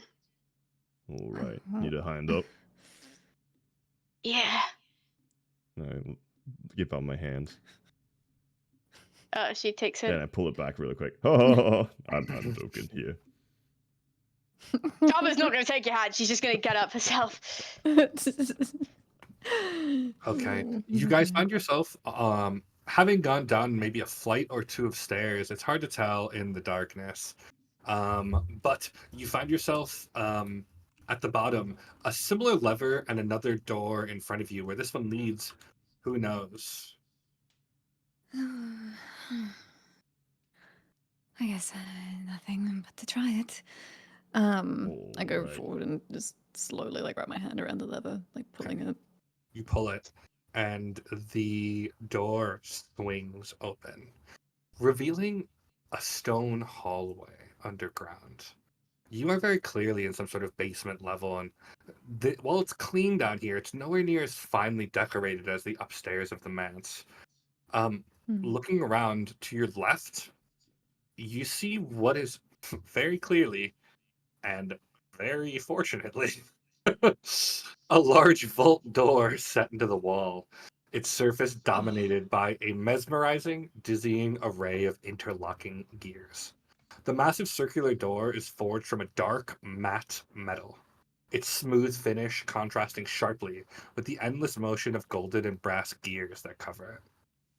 They shift and turn with a mechanical precision, some spinning rapidly while others move with deliberate slowness, the rhythm of their motion almost hypnotic. At the center of the door, a large keyhole sits within a rotating ring of smaller gears, each one clicking into place in a ceaseless, complex dance. Faint ticking echoes from the mechanism, the sound building to a steady rhythm that fills the space around it. Above the vault, you see a small plaque, etched with script you can't quite read from here. Below it, in a recessed panel, you see a series of numbered dials, each surrounded by smaller clock faces. Their hands still. Hmm. This is very clearly a complex vault meant to present a challenge to all but the most skilled thieves. It's so big. I'm quite big, but this is bigger. And metal. Oh, And dear. Okay. shiny. Hmm. Can I do a saving throw for a distraction? Sure, go ahead and make a wisdom save. 16. Okay. It's a big vault, but you're here for business, and you're not too distracted by this one. All right. You're more curious what's beyond the vault. Oh. Really quickly. So there wasn't. Wait, was there a keyhole anywhere There- at all? there- He did talk There about you- a keyhole. Yeah. I did talk about a Yeah, keyhole. yeah. So at the center of the door, a large keyhole sits within a rotating ring of smaller gears. There's a plaque above the door, and then there's also like Mhm. sort of on the side of the door what looks like these like almost like clock faces. And What's you're Does the- on the plaque? Yeah. Really quick. would you like to get closer and read it? Very much so. Okay. You guys walk out from the secret door, closing it behind you, and you walk up to take in the full majesty of the vault. In a fine script, the small plaque says, "Time demands its due." Oh, it's a puzzle. That's funny. Mm. But I see a hole right there. Should I just take this funny looking key and shove it in the hole? Well, we don't know if there's like magic or stuff, so I think we should maybe. Yeah, no one might detect magic stuff. But I like shoving okay. things in other things. Can I? Yeah. Mm.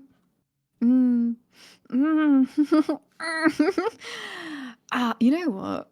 I'm just gonna do another detect magic. We're just gonna do Okay. another detect magic right Yeah. here for because I'm guessing this isn't the magic that I sensed from the other side of the door. Maybe No, it is. so the magic you sensed from the other side of the door was a rune that was on the back of the secret door, and you sense one at the Okay, bottom got it. too.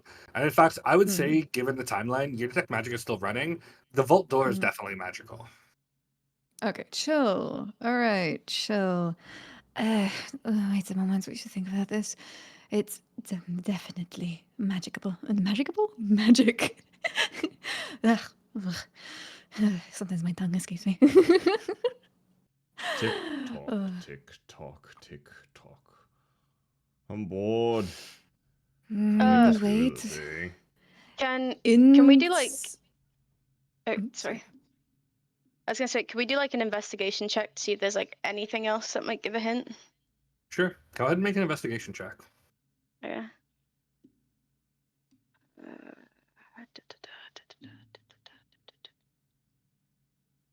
Oh, great. All right, that's a 5. Never mind. You take some time to look over it. You do notice that like the clock faces are almost all empty. Like the time is down to 0. There's only one that is slowly ticking, and it has about 3 hours left on it, which is exactly the time to midnight. Can I do a saving throw for my patience? Sure, go ahead and make a wisdom saving throw. Oh, please. 7. Please Okay, don't. you're feeling very impatient. Can I? I don't know how to like can I like? I mean, I guess go on. Wait, go on. Just, what do you do, Mortar? What do I'm you not gonna be do? very. I'm not gonna be very helpful because all I see is a hole in a thing in my hand to be a hole. So I'm not investigating anything or figuring out this Okay. puzzle. So you do nothing, or do you do something? No, nothing yet. Huh. I'm just feeling impatient. Okay. All right. I just see him like sort of like brimming. Instantly, without a thought, we just cast dispel magic. Simple. Okay. Okay. Just remind me, dispel magic is rolled against the spell level, correct? It will. Let me check. Let me check I for you. feel like it works the same as counterspell. Any spell type level yeah. It mainly mentions like spell levels, so if it's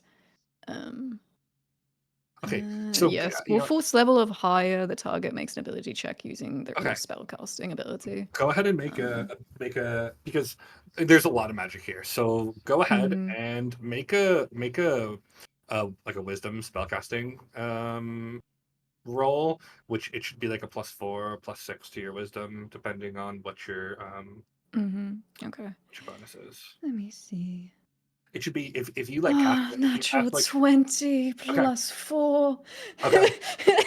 So I'm you so happy. focus and you watch as and Kyla throws her hand out, and you watch as these little sparks begin to shoot from it, and suddenly all the clocks and the ticking stops. Can I do the thing now? Yes. Do the thing. I'm just happy something went right. I go forward and I just shove the key in haphazardly. Okay. As the key is shoved in, Kava, you who are watching from the back, you see the secret door open. Can I try and like? Can I like try and barricade it with my body? Sure, go ahead and make a strength check. 7. Okay. You try, but the door pushes open. And you see perhaps not who you were expecting. You see Lady Esvel Asana walking out, holding a set of lockpicks and saying, well. What do we have here? I do like I look over in my eyes again for the second time this night. Absolutely fucking bulge. Lady, I sort of like run over. I'm kind of like, if she allows me, I like hold my hand out to like kind of like touch her arm to kind of like see whether I can kind of guide her away. As you sort of reach toward her, she steps back and says, let me guess. You were lost. And you just happened to show up here. Hey, it's the weird lady over from before. Did you find Yes. your what were you looking for again? Your friends, right? The one in the hoods. The vault. The hood friends. The hooded friends. No, not mean. The hooded ones are not my friends. Oh, But shit. let me save us some time, huh? You three are thieves. Here to break into the Tecton vault and steal the gold inside. Look, it's a misunderstanding. If you'd let me lead you outside, maybe we could talk Well, upstairs. let me see. There is 3 people who should not be here. There is an open vault, and this seems like a very clear scenario to me. In Wait, the spirit aren't you of, also a thief? I You're was a getting thief? to that, big man. In the spirit of, they say there is no honor among thieves, but this does not have to be true. I cannot tell a lie. I am here to steal the gold as well. Can I roll insight? Sure, go ahead and make an insight check. Insight. Also, of note, you can see she now wears on either side of her hips long curved scimitars. Ooh, sexy. Sorry. Anyway. I got a 12. I don't know if that is good enough to give me anything, but She's hard to read. Got Actually, it. sort of. I have anything from my passive insight. I don't want to roll for anything, but just passively. What's your 17. passive insight? 17. She's still hard to read. Okay, sure. She That's fine. rolls I don't want to very roll for high. anything. I'm very fine. And she says, "Look, this does not have to be a confrontation. You were loose ends for me, and I was a loose end for you. Let us split the gold 50-50. What's N- math? How you math? that? negative. I mean, what? Like you get 50%, we get 50%? Yes. That doesn't No. sound right. He starts counting on his fingers and Sounds a bit toes unfair. of us. 1, 2, Well, 3. on the other Four. hand, I could scream a little bit. My lady. Give us one moment. No. I sort of like turn around and like I'm like holding my hand up to like move. Let's go a little bit away. Maybe I want to go kind of in front of the thing, so because the door is Can I- open. I Is try it and- open or is it not? The door Sorry. can be pushed open. Can I try and persuade I want her? to see inside.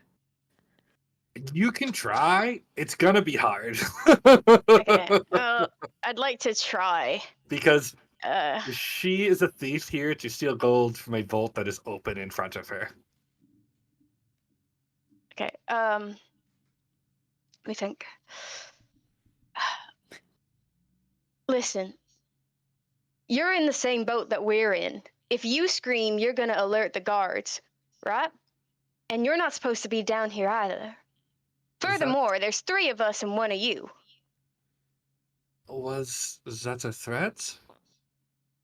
Doesn't have to My be. breath. But My I'm breath just starts to saying, pick up as I get ready we to should possibly try. rage. We should try and do something a little more fair. Go ahead and make a persuasion check. 12. She looks at you and she screams. I would like to She says, rage. Immediately. "No, please! They are breaking into the vault!" And then, Okay. and then she opens the lever to the secret door and disappears inside of it. Oh, I want. Okay. Can we chase? Can I Oh. chase at all? Can I chase at all? You certainly could try. Okay, because I want to actually. Okay. How far away is she right now at this very fucking second? She's about 25 feet from you guys. She was Okay, not good. one to let you Hold guys get too person close. immediately. Second level spell, hold person.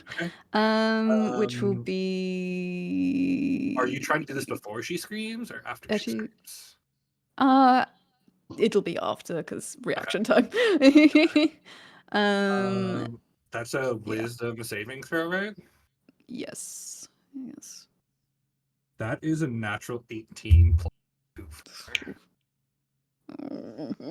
So you throw out a hand and you concentrate, and you watch it. You watch as she like pauses for a second, and then looks at you, and you watch as her jewelry begins to glow a little bit. She breaks out, and she looks at you and says, "Sorry, darling. It did not have to end this way, but well, they do not call me the Black Rose for nothing." And she pulls the lever, and the secret door slams shut. However, Alright, let's go in the vault. However, you guys hear the clamor of guards rushing towards you. Oh, Okay, shit. we're. Mm-hmm. Yo, trying to play The too nice. vault. Let's get inside the Kava- vault. Yeah, Kava's gonna try and go in the vault. Okay. Mhm. You step one by one into the vault, and as you do, an overwhelming sight of wealth almost knocks the breath from your lungs. The floor is nearly invisible beneath a sea of golden coins, piled high and spilling in every direction. The soft clinking sound of metal on metal fills the air.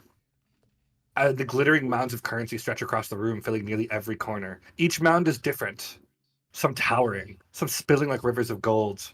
all jagged and uneven as though they were carelessly thrown together. The sheer magnitude of it is staggering. It is far more than you expected. Far more. Near the back wall, several priceless antiques are buried beneath smaller heaps of coin, partially hidden but still visible. One particular piece catches your eye. A large urn made of dark marble.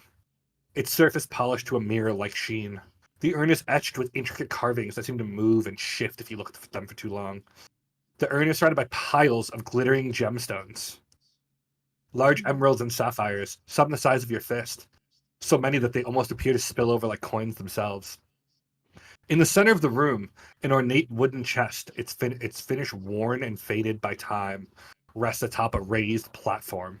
It's decorated with golden filigree, intricate designs of flora and fauna, and covered in a delicate scroll work that almost seems too intricate for a simple chest. In the near corner of the room, a statue of a gaunt bipedal creature stands, a masterpiece of carving. The statue's wings, folded against its back, are long and slender, adorned with scales that catch the light, gilded with molten gold. Its arms and legs are thick with carved muscle, ending in long, talon-like claws that gleam sharply against the dim vault light. The statue's features are alien, almost insect-like, angular and elongated, with hollow cheekbones, sunken eyes, and a twisted mouth stretched into a permanent sneer. Despite its size and form, the statue is graceful, with an eerie balance that gives it a sense of majesty. It wears a headdress of golden lapis, intricately designed and inlaid with jewels that glimmer in the soft, shifting light of the enchanted lamps. The surface of the statue is masterfully crafted, with veins of shimmering gold running through the body, and instead of eyes, it has 2 large rubies. Near the far corner, partially hidden under the pile of gold, a beautifully crafted painting catches your eye. It's a portrait, subject unrecognizable at first, but as you move closer, you see a portrait of a noblewoman. Her face pale, her eyes glowing. This is Lady Seraphina Techman. She's dressed in regal robes, embroidered with threads of gold, and standing against a backdrop of swirling mist. In the very middle of the vault, you see what appears to be an open shaft leading downward. It is currently open, and you can hear the tumbling of coins being emptied from the vault down this hole. What are you guys gonna do? I think Kava's gonna try and check out the urn mentioned. The urn. Okay. Also, yeah. just to give you guys like rough estimate, you guys were expecting maybe 50,000 gold, 70,000 gold. There appears to be somewhere around the level of 1 million gold pieces in this vault. There is so much gold. Then he gets up and he starts trying to dive into Scrooge McDuck style. Yeah, the gold is harder than you think. But you manage a partial dive into it. Okay, Kava, you want to go check out the urn? Go ahead and make an Arcana check. Okay. How big is the statue just while she's doing that? About 9. the statue's about 15 feet tall. Oh, so it's big. Okay. Yeah, it's big. That was a 9. You said a 9. Yeah, a 9. Okay. That's barely enough. You've never seen one of these, but you're fairly certain that this is an urn of holding, which is very similar to the much lauded bag of holding, which is an extra dimensional space that can store stuff. Okay. I'm gonna take it and say hey, I think this thing can I think we can put shit in this and it'll have more space. Just a reminder, as you guys are doing all this, you hear slowly coins clanking into the large hole in the middle of the room. Okay, yeah. Yeah, like gold is Quickly. disappearing down this hole in the middle of the room, like at a increasingly rapid rate. Oh. Kava's gonna try and like, start putting like the more try to eye the more valuable things and put them in the thing while everyone else tries to figure out what they do. Yeah, take my yeah. I gold. just say like, okay, stuff it, and like start like just grabbing everything. I assume, yeah, I can put like things which are bigger than the opening of the Yeah, urn into it, right? Yeah, you so I can can. Can take I like the can I stuff my body painting, into put the it in. Don't Can we try and stop you from y- doing that? Because please. you can certainly like try if you want to. if you Don't. try, Carver's gonna try and stop you. Just as a Yeah, heads I'm up. also going to try and stop you. Fine, I won't try. Yeah, thank All you. right. You can hear the clanking of gold, and underneath it all, Mordai, you hear a familiar chanting. Hmm. Wait a second. Let me think about this. I'm saying this out loud. I sit up in my bed of gold, and I go, and I strike a thinking pose. Go, Oh, please, Carver's we still don't have something time. seems familiar. You at this I point you keep hear a banging on the exterior vault door as like Wait, tell them to Come out shut of up. there! Tell them to shut up. Come I'm out of thinking of there! something. I'm thinking about something. Oh, there was some weird people in some weird pajamas, and they were murdering lots of folk. I don't care. Get your grubby hands and put coins in that salmon. Like I shout at you, just like because you're doing nothing. Can I Like I'm very frazzled. try and put the chest in the urn? You want to go How to the big is it? chest? Yeah, like Okay, because I'm trying to put okay. stuff in it, and As you yeah. grab the chest, it does not come off of the pedestal it's on. Okay. The Can pain and misery. I do like a check to see if I can like see anything it's like attached to? Sure. Go ahead and make an investigation check. What is everyone else doing No, as this but is going on? I'm still trying to explain it. No, but listen. I'm The basically chanting that throwing I things. hear is same as down there. Like there's feels weird. It doesn't matter. We're here for the gods, and that's all. Use your hands. You Like think I I'm like can literally come just back? like We should try getting fucking the gold that angry. went down there. Maybe I'll go down there and then I'll bring it back up. Maybe there'll be a stair or something like that, like what they call the the thing that bring me up back. So what if I go down there real quick? At this point, like you watch as one of the piles sort of tips and begins to like almost like a slot machine, just flood into the shaft to be pushed down. Can I try and like run towards the like avalanching pile and put as much of it in the urn as possible? Sure. Go ahead and Like, make a dexterity check. that would be a 13. Okay. You managed to get some of it, but there's no way you guys are going to get all this gold before it goes into the pile. Yeah. At this point, Mordai, as you are thinking really hard about those cultists downstairs, you're like, oh, what's going on? You look at the statue, and as you stare at it, you begin to feel this low hum, very similar to what you felt downstairs. At first, you think it's merely the shifting of the air, or perhaps your own heightened senses playing tricks on you. But then the hum grows louder, reverberating through the entire room. And you watch as the golden jewelry on the statue begins to faintly glow. Oh, it's very interesting. I'll just cock The, my head pul- at it. the pulsing veins of gold beneath the gray skin flicker, as though something long dormant within stone is awakening. Hey guys. Guys. I Suddenly, look up Hello? at it, hearing it too. a sharp crack rings out. Crack! As though you feel a rush of cold air. The ground beneath your feet trembles as the statue's massive wings twitch. Ah, it's alive. All right, are we taking the guards? Or are we taking this thing? A low, guttural growl I don't I think feel like emerges there's from its danger. chest. The muscles beneath the stone skin shift, and the figure's legs bend slightly, as though testing its strength. I start stumbling back. Like I'm still holding like a bunch of coin and everything. The wings and the unfurl with a stone. sound like fabric tearing through the air. Right.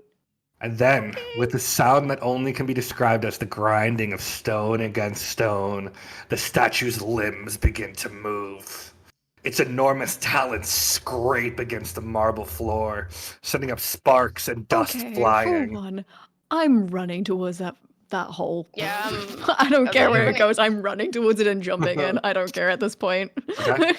Yeah, I guess I'll follow, seeing on Kylo. It is currently like Kylo. plugged with gold, unfortunately. So like Okay. you jump Oh, in, plugged? it's gonna take a bit. Yeah, because like it's like the shaft is not straight; it sort of curves.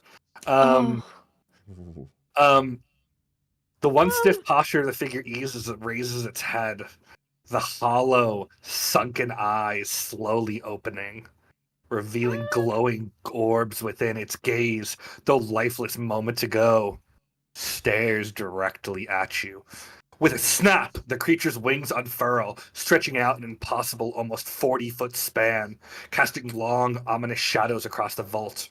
As it rises from the base of the statue, its talons dig deep into the gold, sending coins flying in all directions. The vibration now fills the room, reverberating through your chest, as though almost the very walls are alive with it. With a snarl, the creature flexes its taloned fingers. Its body, still wrapped in gold jewelry, gleams darkly as it moves, leathery skin rippling. Its mouth, twisted and gaping, curls into a grin. A sinister Yeah. grin. The creature Cold. takes a step forward. Whoosh! Jeez. Its claws clacking sharply against the stone floor, and the cold air around it grows heavier, almost suffocating. With each movement, you watch as the gold begins to get pulled into it, almost as though it's feeding off of the treasure that surrounds it. It looks at you, assessing you, its gaze piercing into your very soul. Then it lets out a low, rasping laugh.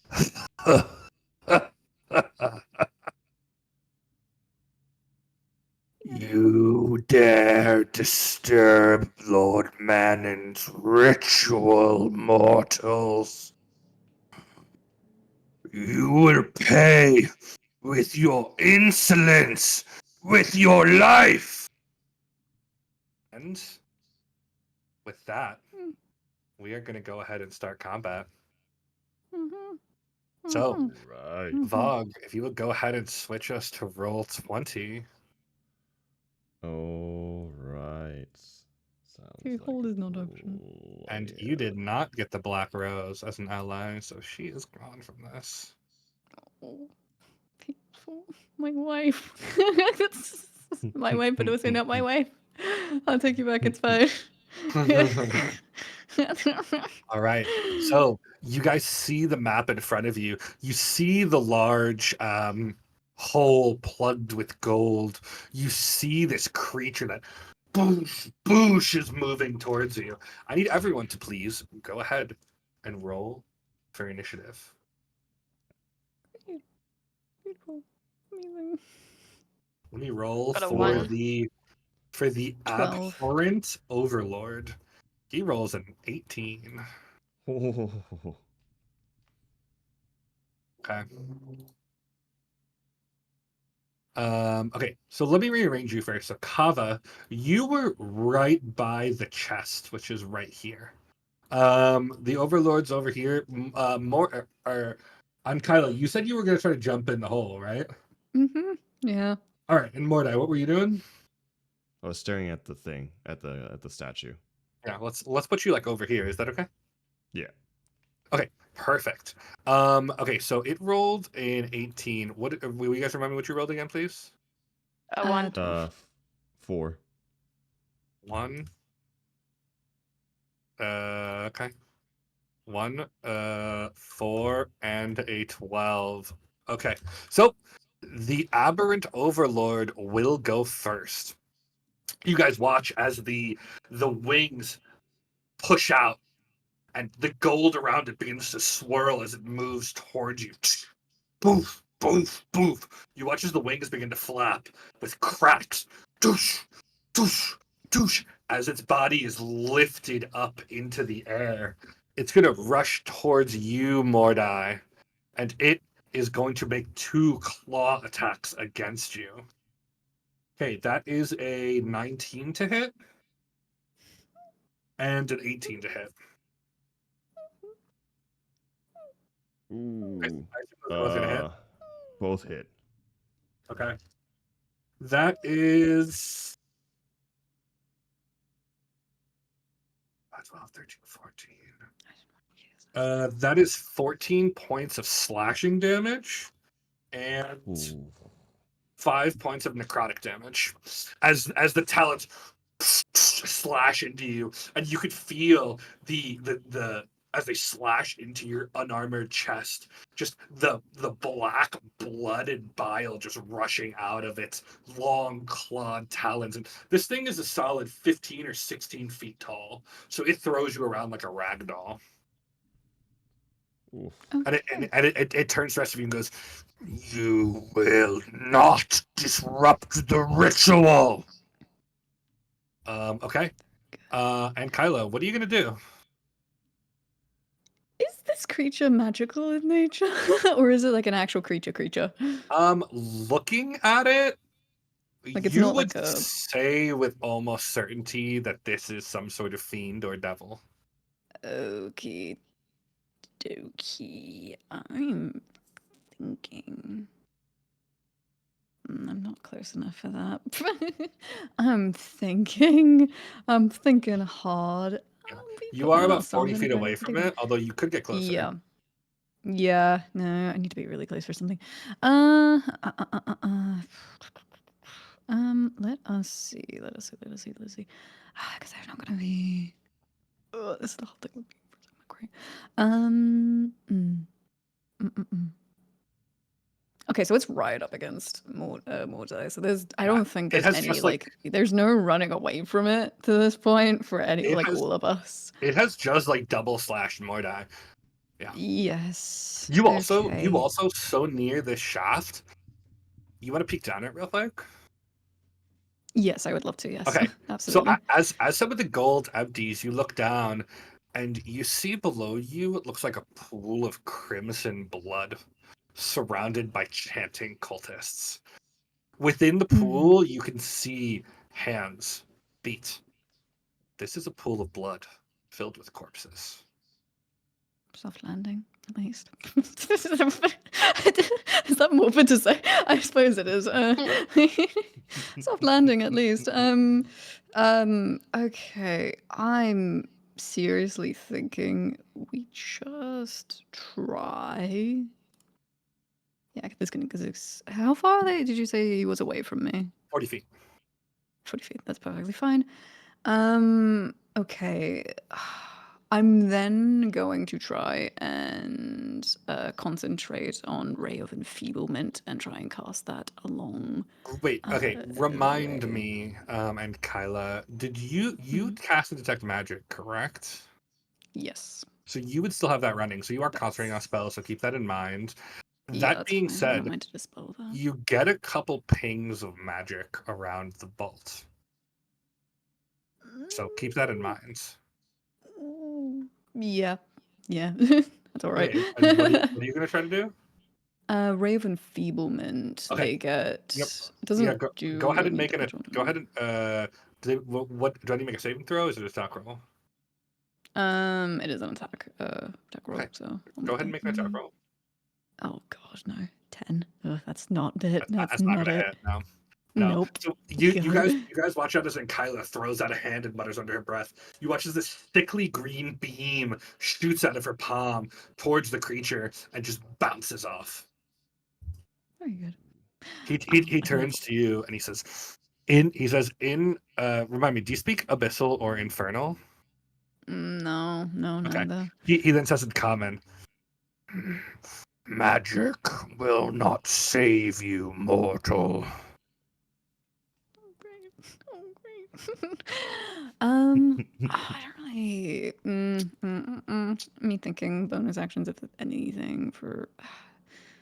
Nah. Well, at least I can do something. I then cast like healing word onto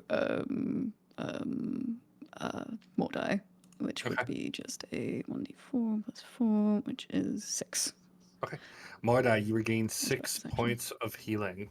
Okay. And Kyla, that's your action, your bonus action. Do you want to move? No, I want to stay very far away. Okay. I think. Perfect. Yeah. Okay. Mordai, it is your turn. I would like to rage. Okay. You watch as Mordai begins to glow with this like reddish aura, almost like he's an anime character. Just like the stones crack around his feet, and he is angry. I would like to attack with my great axe. Okay. Frenzied. Go ahead and so that would be 3 attacks, I believe. If you want to use your well, I don't think you can use your bonus action to frenzied attack because you already used it to rage. But are you trying to reckless attack or are you trying to like you can't make a frenzied attack because you already used your bonus action? Yeah. I'll just my 2 attacks.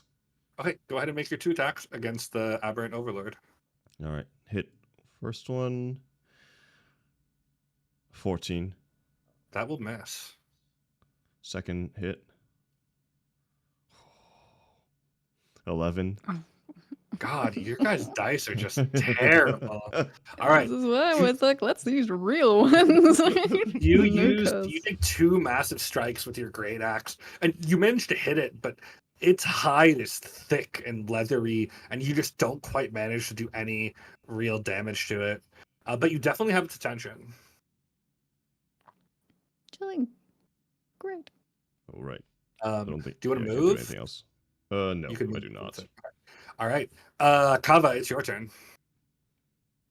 I'm going to. How far am I away? Sorry, I'm still like not used to the grid I system. think you're like 15 feet away, 10, 15 feet. Yeah. Okay, cool. Yeah. I want to run. Can I go? Hold on, how do I? I don't know how the movement thing works. Can I go like here? You know, So is that yeah, you can. Yeah, that's fine. Yeah, you can okay? move yourself up Yeah. there. Okay, cool. I want to go here, and then I want to cast Searing Smite. Okay, that'll be a bonus action to cast. You watch Okay. as she like runs the hand down the blade, and it begins to like almost come aflame with this light blue, almost watery flame. Okay. And then it says that I can attack twice. Do both of them get the smite, or is it just one? Nope, it's just whichever one hits. The first one that hits will get the benefit of the smite. Got it. Understood. Okay. So then I guess I'll roll to hit. Yep. Go ahead and make 2 attacks. Roll to hit. That would be 11 and a 15. Those are both gonna miss. Great. Okay. All right. Cool. Okay. Yeah, you take 2 strikes at it, and it sort of leans back from your blade, but like you don't manage to pierce the hide either. On its turn, it sort of looks down at you and goes,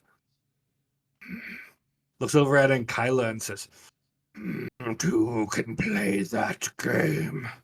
And it's going to go ahead and cast Confusion on you and Kyla. I need you to please go ahead and make a Wisdom saving throw. Please. Oh, 10. That will not save. You guys watch as a swirling series of lights appear around and Kyla. Almost like a kaleidoscope of lights appear around her. And as they do, you watch as her eyes sort of roll back in her head and she begins to like stumble around. All right, that's its turn. And Kyla, on your turn, I need you to please roll a d10 to decide what you're gonna do. Okay. Cool. Very Very good. On my turn or right now? Well, Or well, I guess it's is yeah, that it is all your of turn it? now. Yeah, it's all of it. Yeah, sorry.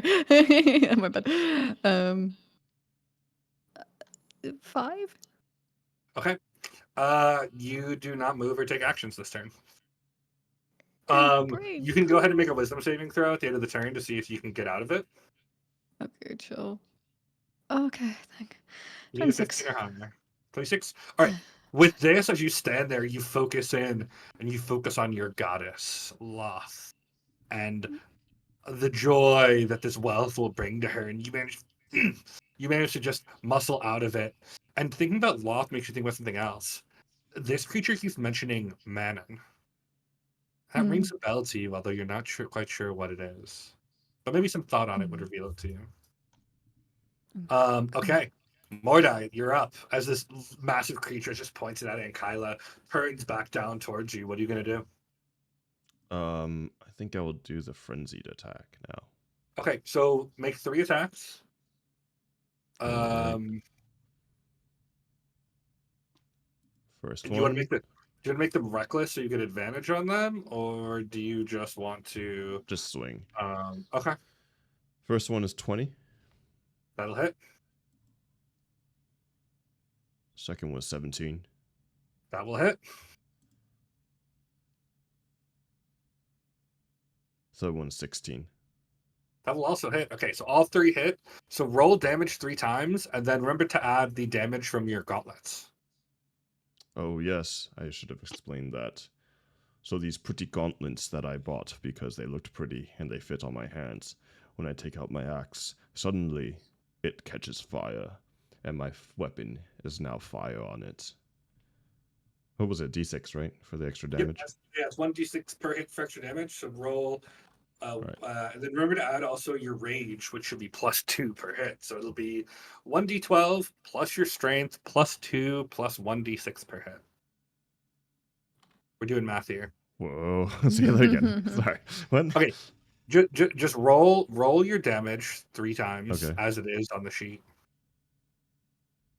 Can I do one per time? Like each one at Yeah. as Yeah. okay, so Yeah, the just do first one and add them all. the first great axe is 9. Okay, Plus you 9 said points of damage. Nope, we'll add the pluses on the end. Don't worry about it. okay. Second one is 7. Okay, that's Oh, 16 in plus total. 5 is 12. Okay, that's 12 in total, or that's 21 in total. Plus 17. 17 points of damage. Yep. Jesus. Okay, that's a lot. Okay, 38, and then we'll add on 6 to 42, and then roll 3d6 fire damage. 3d6. 1, 2, 3. Roll. 11. Okay, that's 47 points of damage. Wow. Okay, you take 3 massive strikes into this thing, and you're carving out pieces of its leg. You like take out like a dinner plate sized amount of its leg with each strike, and as you're striking into it, it still seems pretty sturdy, but that definitely hurt. All right, Kava, you're up. Remember, you still have the smite on your sword from last turn. Cool. Okay. I'm gonna just, I guess, attack again. Yeah. Okay. Make 2 attack rolls. That's perfect. 23 That'll hit. Ooh. and 14. That will miss. So go ahead and roll the damage from the 23 plus your blinding smite or searing smite. Sorry. Okay. Yeah. That would be 10 plus. Hold on. Uh, 6. No, wait.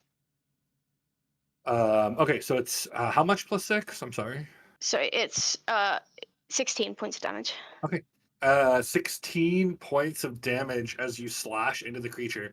It does not like that at all, as the as the blade sears across its midsection, and you carve out like a good amount of its chest. Mortals, you'll pay for this. It's still looking pretty sturdy, but you're starting to do some damage.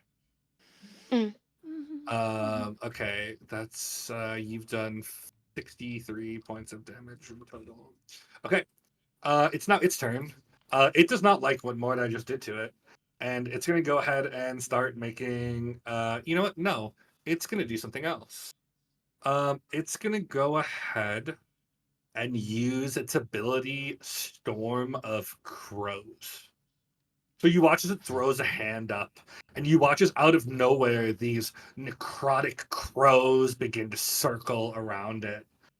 Everyone in a 20-foot radius needs to please make a Constitution saving throw. 5. 11. Man, you guys are just not rolling well, are you? Yeah. Wait, that is a failure for both of you. Ooh. Vog, you take I'm gonna have to get multiple dice for this. That's 8. That's 17. You take 25 points of slashing damage, half to 12. Okay. Kava, you take the full 25 points of slashing damage. Okay. As these see. necrotic crows just swirl around and rip into you with their beaks. It's not a pleasant sensation at all. Got it. Yeah. Kava looks like she's kind of on the verge of death. Yeah, how are we feeling for Mordai? What are we feeling? Over there. Hi. Mm. Okay, well, and Tell me, Kyla, literally tell me, because I'm wondering what your state is. Me? My state Yes. Yes. is more angry than anything. It's still No. Like, No, what's your your hit health points? state. Oh. Okay, I'm a little. I'm pretty beat up, but I'm still pumping. I'm getting Like able on to my take another legs. hip pumping. Mordai looks Maybe. about just as damaged as the enemy does. Thank you. Oh, okay. I'm at 3 hit points. Mm. Uh, Mm-hmm. See, I mean, I can try. We'll try another spell and then like a So- bonus. I'm just strategizing now. This is the strategy. I'm like, I'm I will- gonna try. I will what? say, I mean, this creature looks pretty durable. Like, you guys are not completely sure if you can take it. However, Yeah, you are picking up some strong magic signatures from around the room. I Like know where? you're saying that for me to pay attention to it, but I'm not. I don't think I have multiple turns to go try and do that. I'm honestly like, strategy wise, I'm like, go for the thing or get the other two people to run Okay, fair. for the yeah. whole. You, I'm you so do whatever honest- you would like. How you guys can all walk 30 feet, right? With Yeah. yeah. I can walk 40. With no bonus. You can walk 40. So wait, 1, 2, 3, 4, 5. 5, 10, 6. Okay, so There is Mordai, you'd be measuring tool. okay. Let's go strategy mode for a second. I'm just like thinking about it. I'm gonna talk through my thing. You can do Neither that. one of them can get there. Yeah, Mordai can get like right to where basically I am around it, Yeah. but not in. Okay, got it. Also, keep in mind that leaving the area will Opportunity trigger an attack. attack of opportunity. Yes, that's why I was like being like. Do you have any way to heal Kava? We could probably take another. I I can don't- heal myself. I don't want to too. get close, if I'm honest. Oh, you can Yeah, only I get have- close to heal. Ooh. Cure wounds I could do, but I like also I have really healing don't want to get charges. close. Yeah, do you want to take care of that for yourself? And, Yeah, like, on your that's what I was turn? thinking. Yeah, on Let's my turn. strategize here because we are about to die. It's fine. We leave the whole other thing behind. We strategize. Okay, because I would frankly just like to probably at this point jump down the hole. Right? What's the thoughts on that? What's the Are Yeah, you that'd thoughts? be fine. abandoning us? You If can I do need whatever you to. want, Kyla. Like, I will say, right here, where I'm pinging. Oh nope, that's not ping. That's where the urn with all the money is. Yeah. So, We do need that for the mission, so and right here is where the chest is that she was looking at. How do you? Hmm. Hmm. Okay, fine. All right. Okay, so I move up to the. I'll move up to the urn. Do I Okay. need to do an action to pick it up or anything? Picking it up would probably be a free action. I will say, Okay. however, remember he is surrounded currently by necrotic crows. Oh shit! Yeah. Yeah, you see that huge aura? I've already done it, so go for it. I forgot Okay, about it. go ahead. Go ahead and make a Brave it. let me Constitution saving throw. Okay, jump. That's not good. 5. Okay, Please don't you kill me. take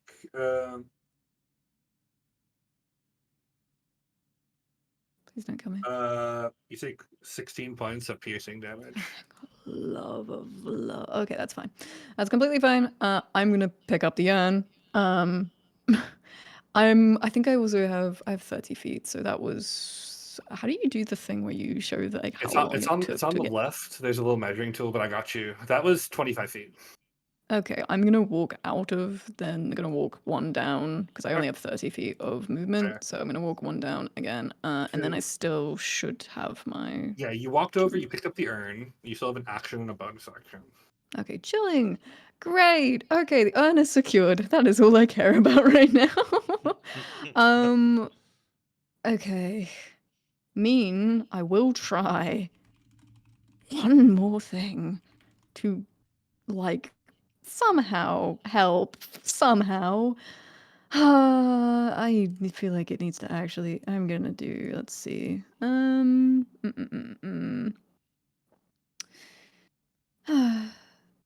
not gonna use that. I'm just gonna. Ooh, yes. Okay, chill. Right. Okay. I think what we're going to do is we are just going to try hold personing again. I honestly see that as I'm not going to be able to kill it. I could do damage. I'm not going to be able to So kill it if I do. I I would will say prefer this. maybe. Hold personally works on humanoids. Oh, is This it not? is not a humanoid. No. Okay. All right. But Oh, also, okay. as a demon, it's potentially weak to radiant energy, which is something you could do very well as a cleric. Yeah. About that. About that. It doesn't even have any healing things, so I don't really need to do that. I'm panicking. Help me. No. Okay. Okay. As a bonus action, can I do my bonus action first? Just making sure because it's Sure. something. Yep. Bonus action Okay, sure. first. Yep. As a bonus action, we are just going to heal word Kava just to try and sort of keep her up. Which will be a 6. 6 points of damage Okay. for her. 6 6 points of healing for healing, her. Kava, which would bring you to 9. Yeah. Um, Okay. What do you do with your and that's action? a saving throw versus a hit. What's a saving throw for Sacred Flame? If it's.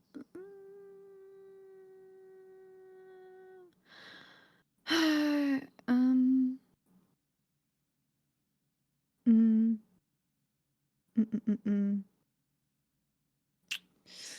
Oh, it's the same if it's.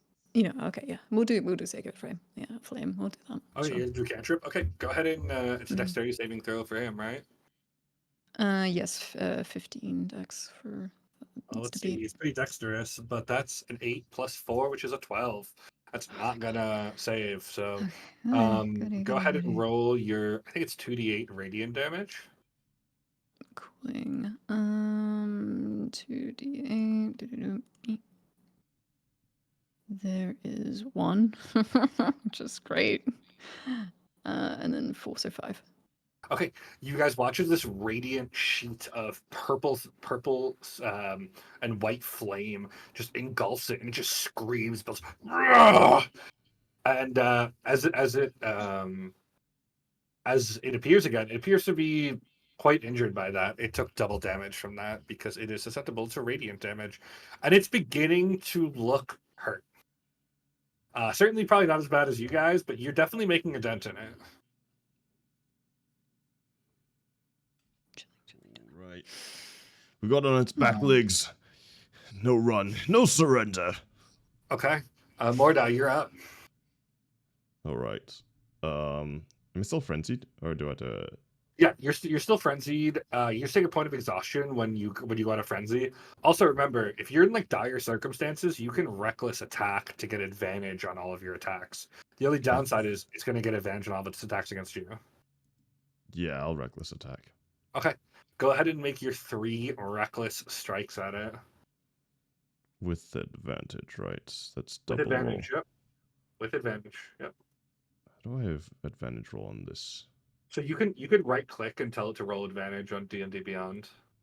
Not a sponsor. Okay. Not yet, at least. All right. Maybe from this, they'll come to you. The first one is 26.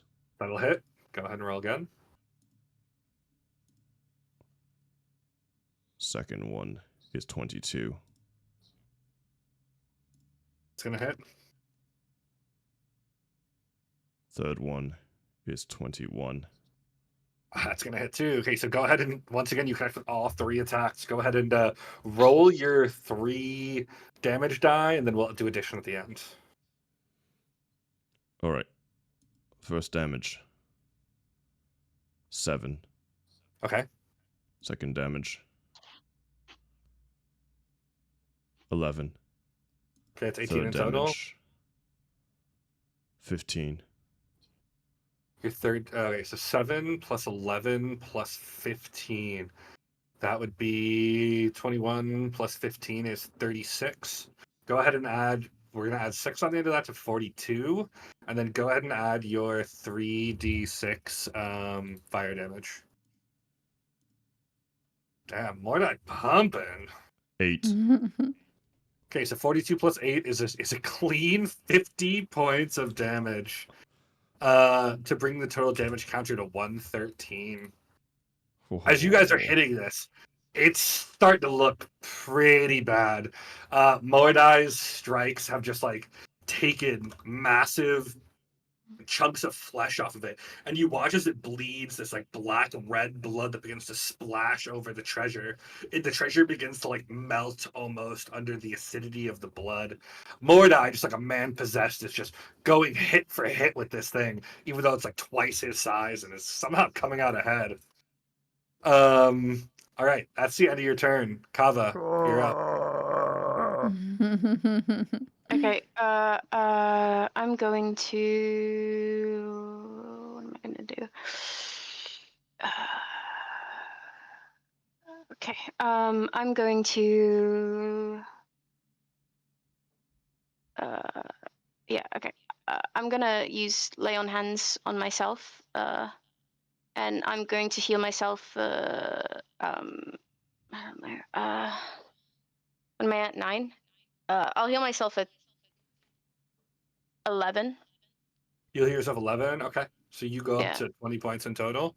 That is your Yeah. action to lay on hands. Yeah, I know. Okay. And then, okay, would I have like noticed that the radiant damage seemed to do more? I would say so. Like- Yeah. Yeah. Okay. In that case, I, as a bonus action, I'd like to cast Divine Favor, Okay. which gives my weapons an extra 1d4 of radiant damage. Okay. It's a concentration spell. Lasts for a minute. Do you want to cast it on yourself? Actually, hold on. Can I cast it on Mordai? Yeah, you can. Yeah. Okay, yeah. All right. I mean, he's right I'll next cast to it you. on. Yeah. All right, I'll cast it on Mordai then. It says self, but if I can cast it on Mordai, I'd rather do that. It's all good, yeah. We're flexible with rules here. I think it's cool Cool, anyway. yeah. Yeah. You Mordai, as you're in the middle of the rage, you watch as Kava reaches over and grips the haft of your flaming axe. And you watch as the flames begin to take on like almost like an aurora as light is just bursting out of your axe now. It's super cool. It looks like it's like wreathed in this divine flame. You sort of share a nod with her as you look back at the creature. With that, it's the creature's turn. It just Mordai, it's not liking you right now. Let's see if it's I would Storm like of to, Crows. before you even, I would like to use this turn to react to Stone's Embrace, which means it reduces damage dealt to you by Yes, 1d12 plus 3. Okay, so go ahead and roll the damage reduced. That's gonna happen when it hits you. It does not get its Storm of Crows back. You guys watch as the necrotic crows that surround it fade. Beautiful. Yeah. And it's I got going a 10. to. Okay, perfect. So I'll reduce 10 from the damage it does to you. Because it is indeed just going to rip into you with its claws. That is a natural 2 for a total of 11. It misses. And a 16 plus 9 for a total of 25. Yes. So the second one will hit. And that's going to deal. That's 18 plus 5 points of slashing damage. So that's Cool. 23 points of slashing damage, reduced by 10 to 13.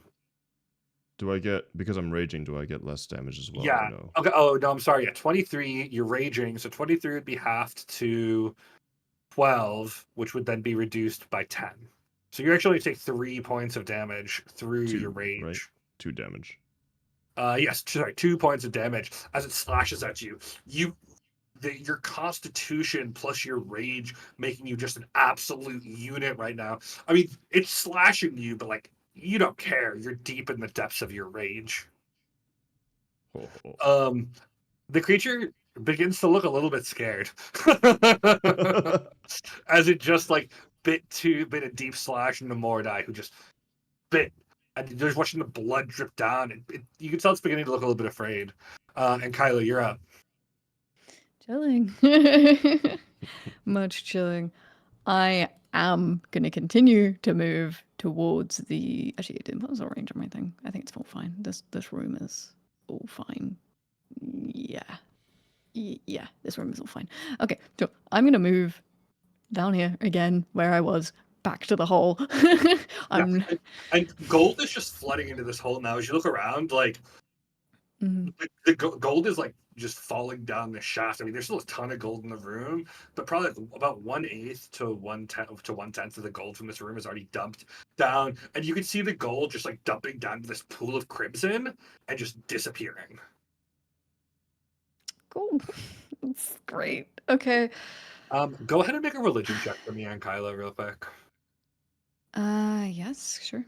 As a cleric, you know, there might be some relevant things here. 7 is not great.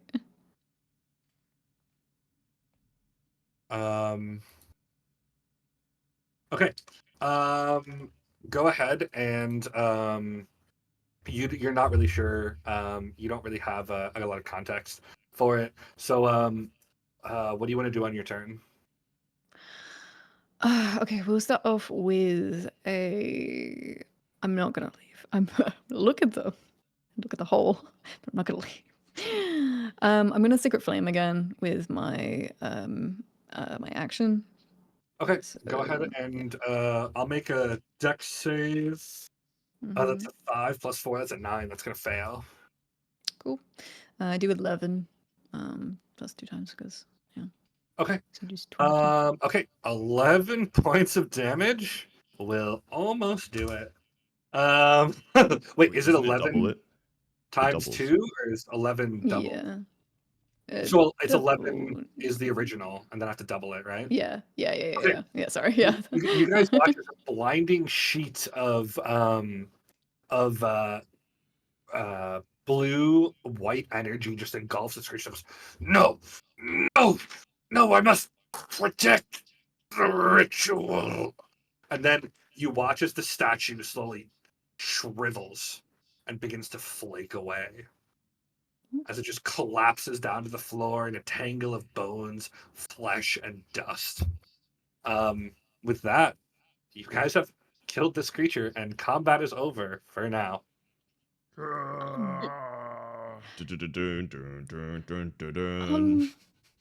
Yeah, very much a victory. However, you guys still have to figure out how to stop the gold from falling down the shaft and then how to get the fuck out of here.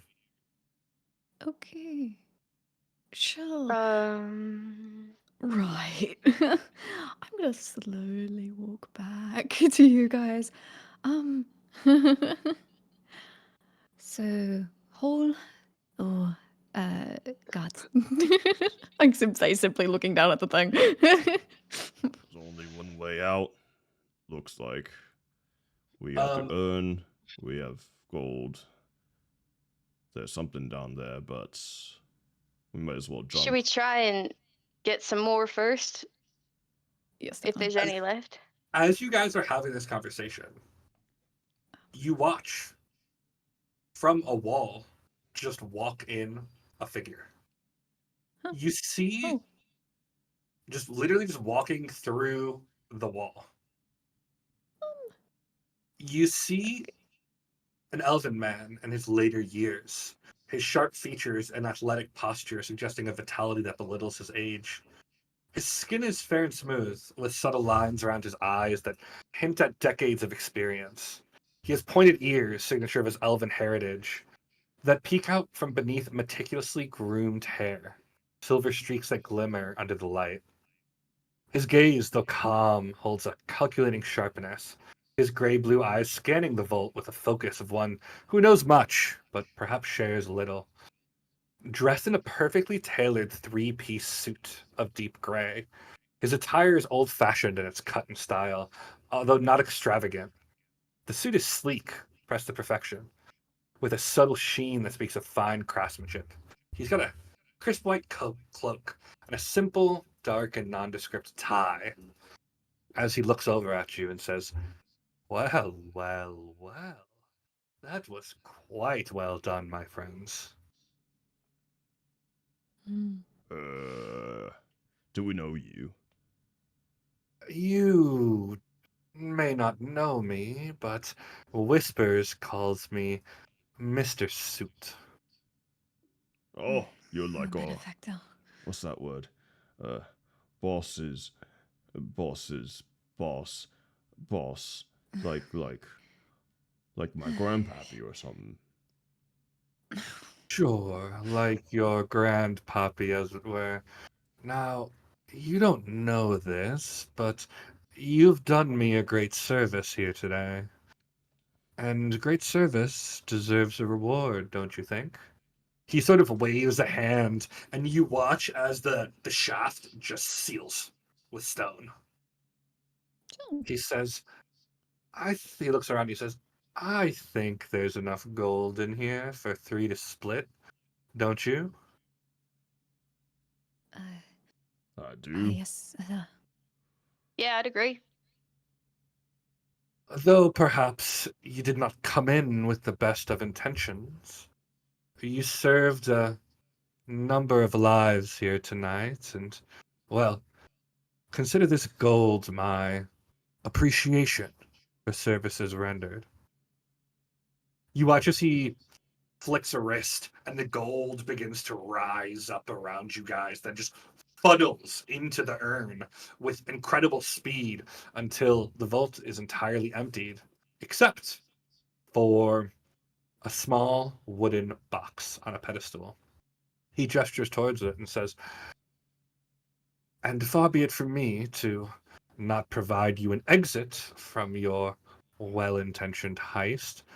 Inside the box, you'll find 3 scrolls that will take you wherever in the world you wish to go with your ill-gotten gains. I hope you think fondly back on our partnership. I could not have done this alone, as it were." Well, we got 1 urn, 3 skulls. I don't really know my math, but how how we do this. Oh, you want more? Well, that can be arranged. He snaps his fingers and he watches the urn, just and two more sit next to it. Oh, That's what I'm okay. talking about. You funny grandpappy. That's for sure. Alright, well, Grandpappy is a new one, but suffice to say, you've saved lives here today, and that deserves payment. It's all I don't part of understand the them deal. difficult things, but he lifts up his urn and he walks towards the thing. Oh, I think this is a job done. It was fun, you two, but and maybe again one day. But I think I'm out. I don't know where, but I'm out somewhere. Okay. do you? That was surprisingly profound. You guys Yeah. watch as Mordai goes over to the box, opens it, pulls out a scroll. Mordai, before you read the scroll, is there any last words you'd like to share with your party?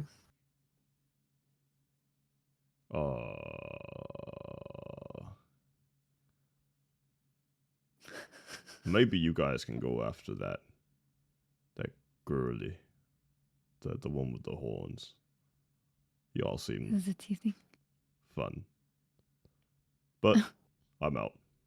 Bye. With those profound words of wisdom, Mordai looks at the scroll, kind of cocks an eyebrow because he probably can't read it, and then Mr. Suit just sort of waves and Mordai disappears, leaving just the three of you. I'll go next. I look to like the older like elf gentleman and like sort of really do give him like a weird eye just to be like not only do I not like him very much, but just because of well things we were talking about. As you guys racism. sort of No, As you guys sort of sorry. share a look, he says, "You know, and Kyla, Loth is not the only god you can follow. There are other paths you could walk if you wish it."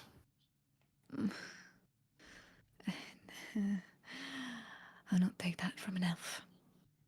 I start walking over to the scroll, like to the pick up my own scroll, like looking at it, surveying it for any sort of like As thing you that might be wrong. as you walk over the scroll, you look back at him, and for a moment, you don't see an elf.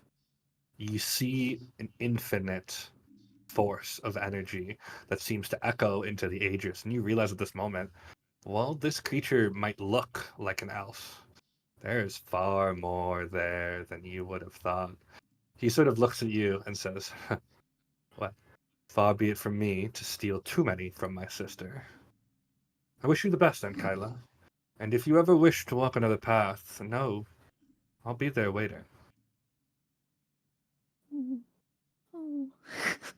But anyway, we're good. I look at him like like interestedly, but I know I can't. Not yet. I'm not. Yeah. To betray You my mother, betray my people would be too much at this time. you I do attach to the scroll as you open it. You see what looks like a holy symbol with a large tree growing on it, and you recognize this. This is the symbol of Loth's father, Corellian, god of all elves. He says, "Just in case you ever change your mind, dear."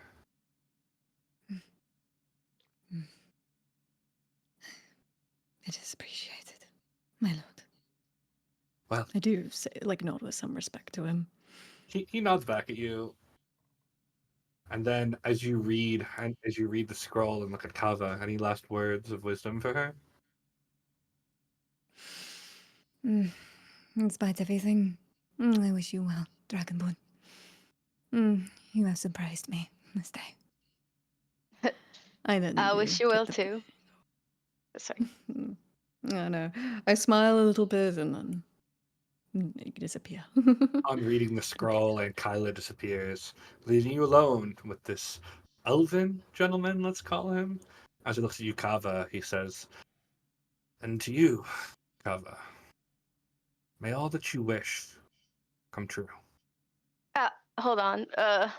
1 second. You're like really magical, right? You could say that. Kava's gonna walk over and she's going to uh hand him the urn. Uh, you're like probably more powerful than I can imagine if you're doing all this stuff. So if you could grant me a wish, you think you can hand this over to a guy named Gorm? He's really sweet Oh. and he really cares about his mom and stuff, and I feel like he's getting wrapped up in the wrong crowd. So if you could just give this to him so he doesn't have to worry about it, that'd be much appreciated. He sort of reaches out a manicured hand and rests it on your shoulder and says, "If that is what you wish, Kava, it will be done." Thanks. And with that, she's gonna kind of like turn around and look at the scroll, and she's gonna think of her ship, and Ah. not really gonna say anything, just gonna sweetly go.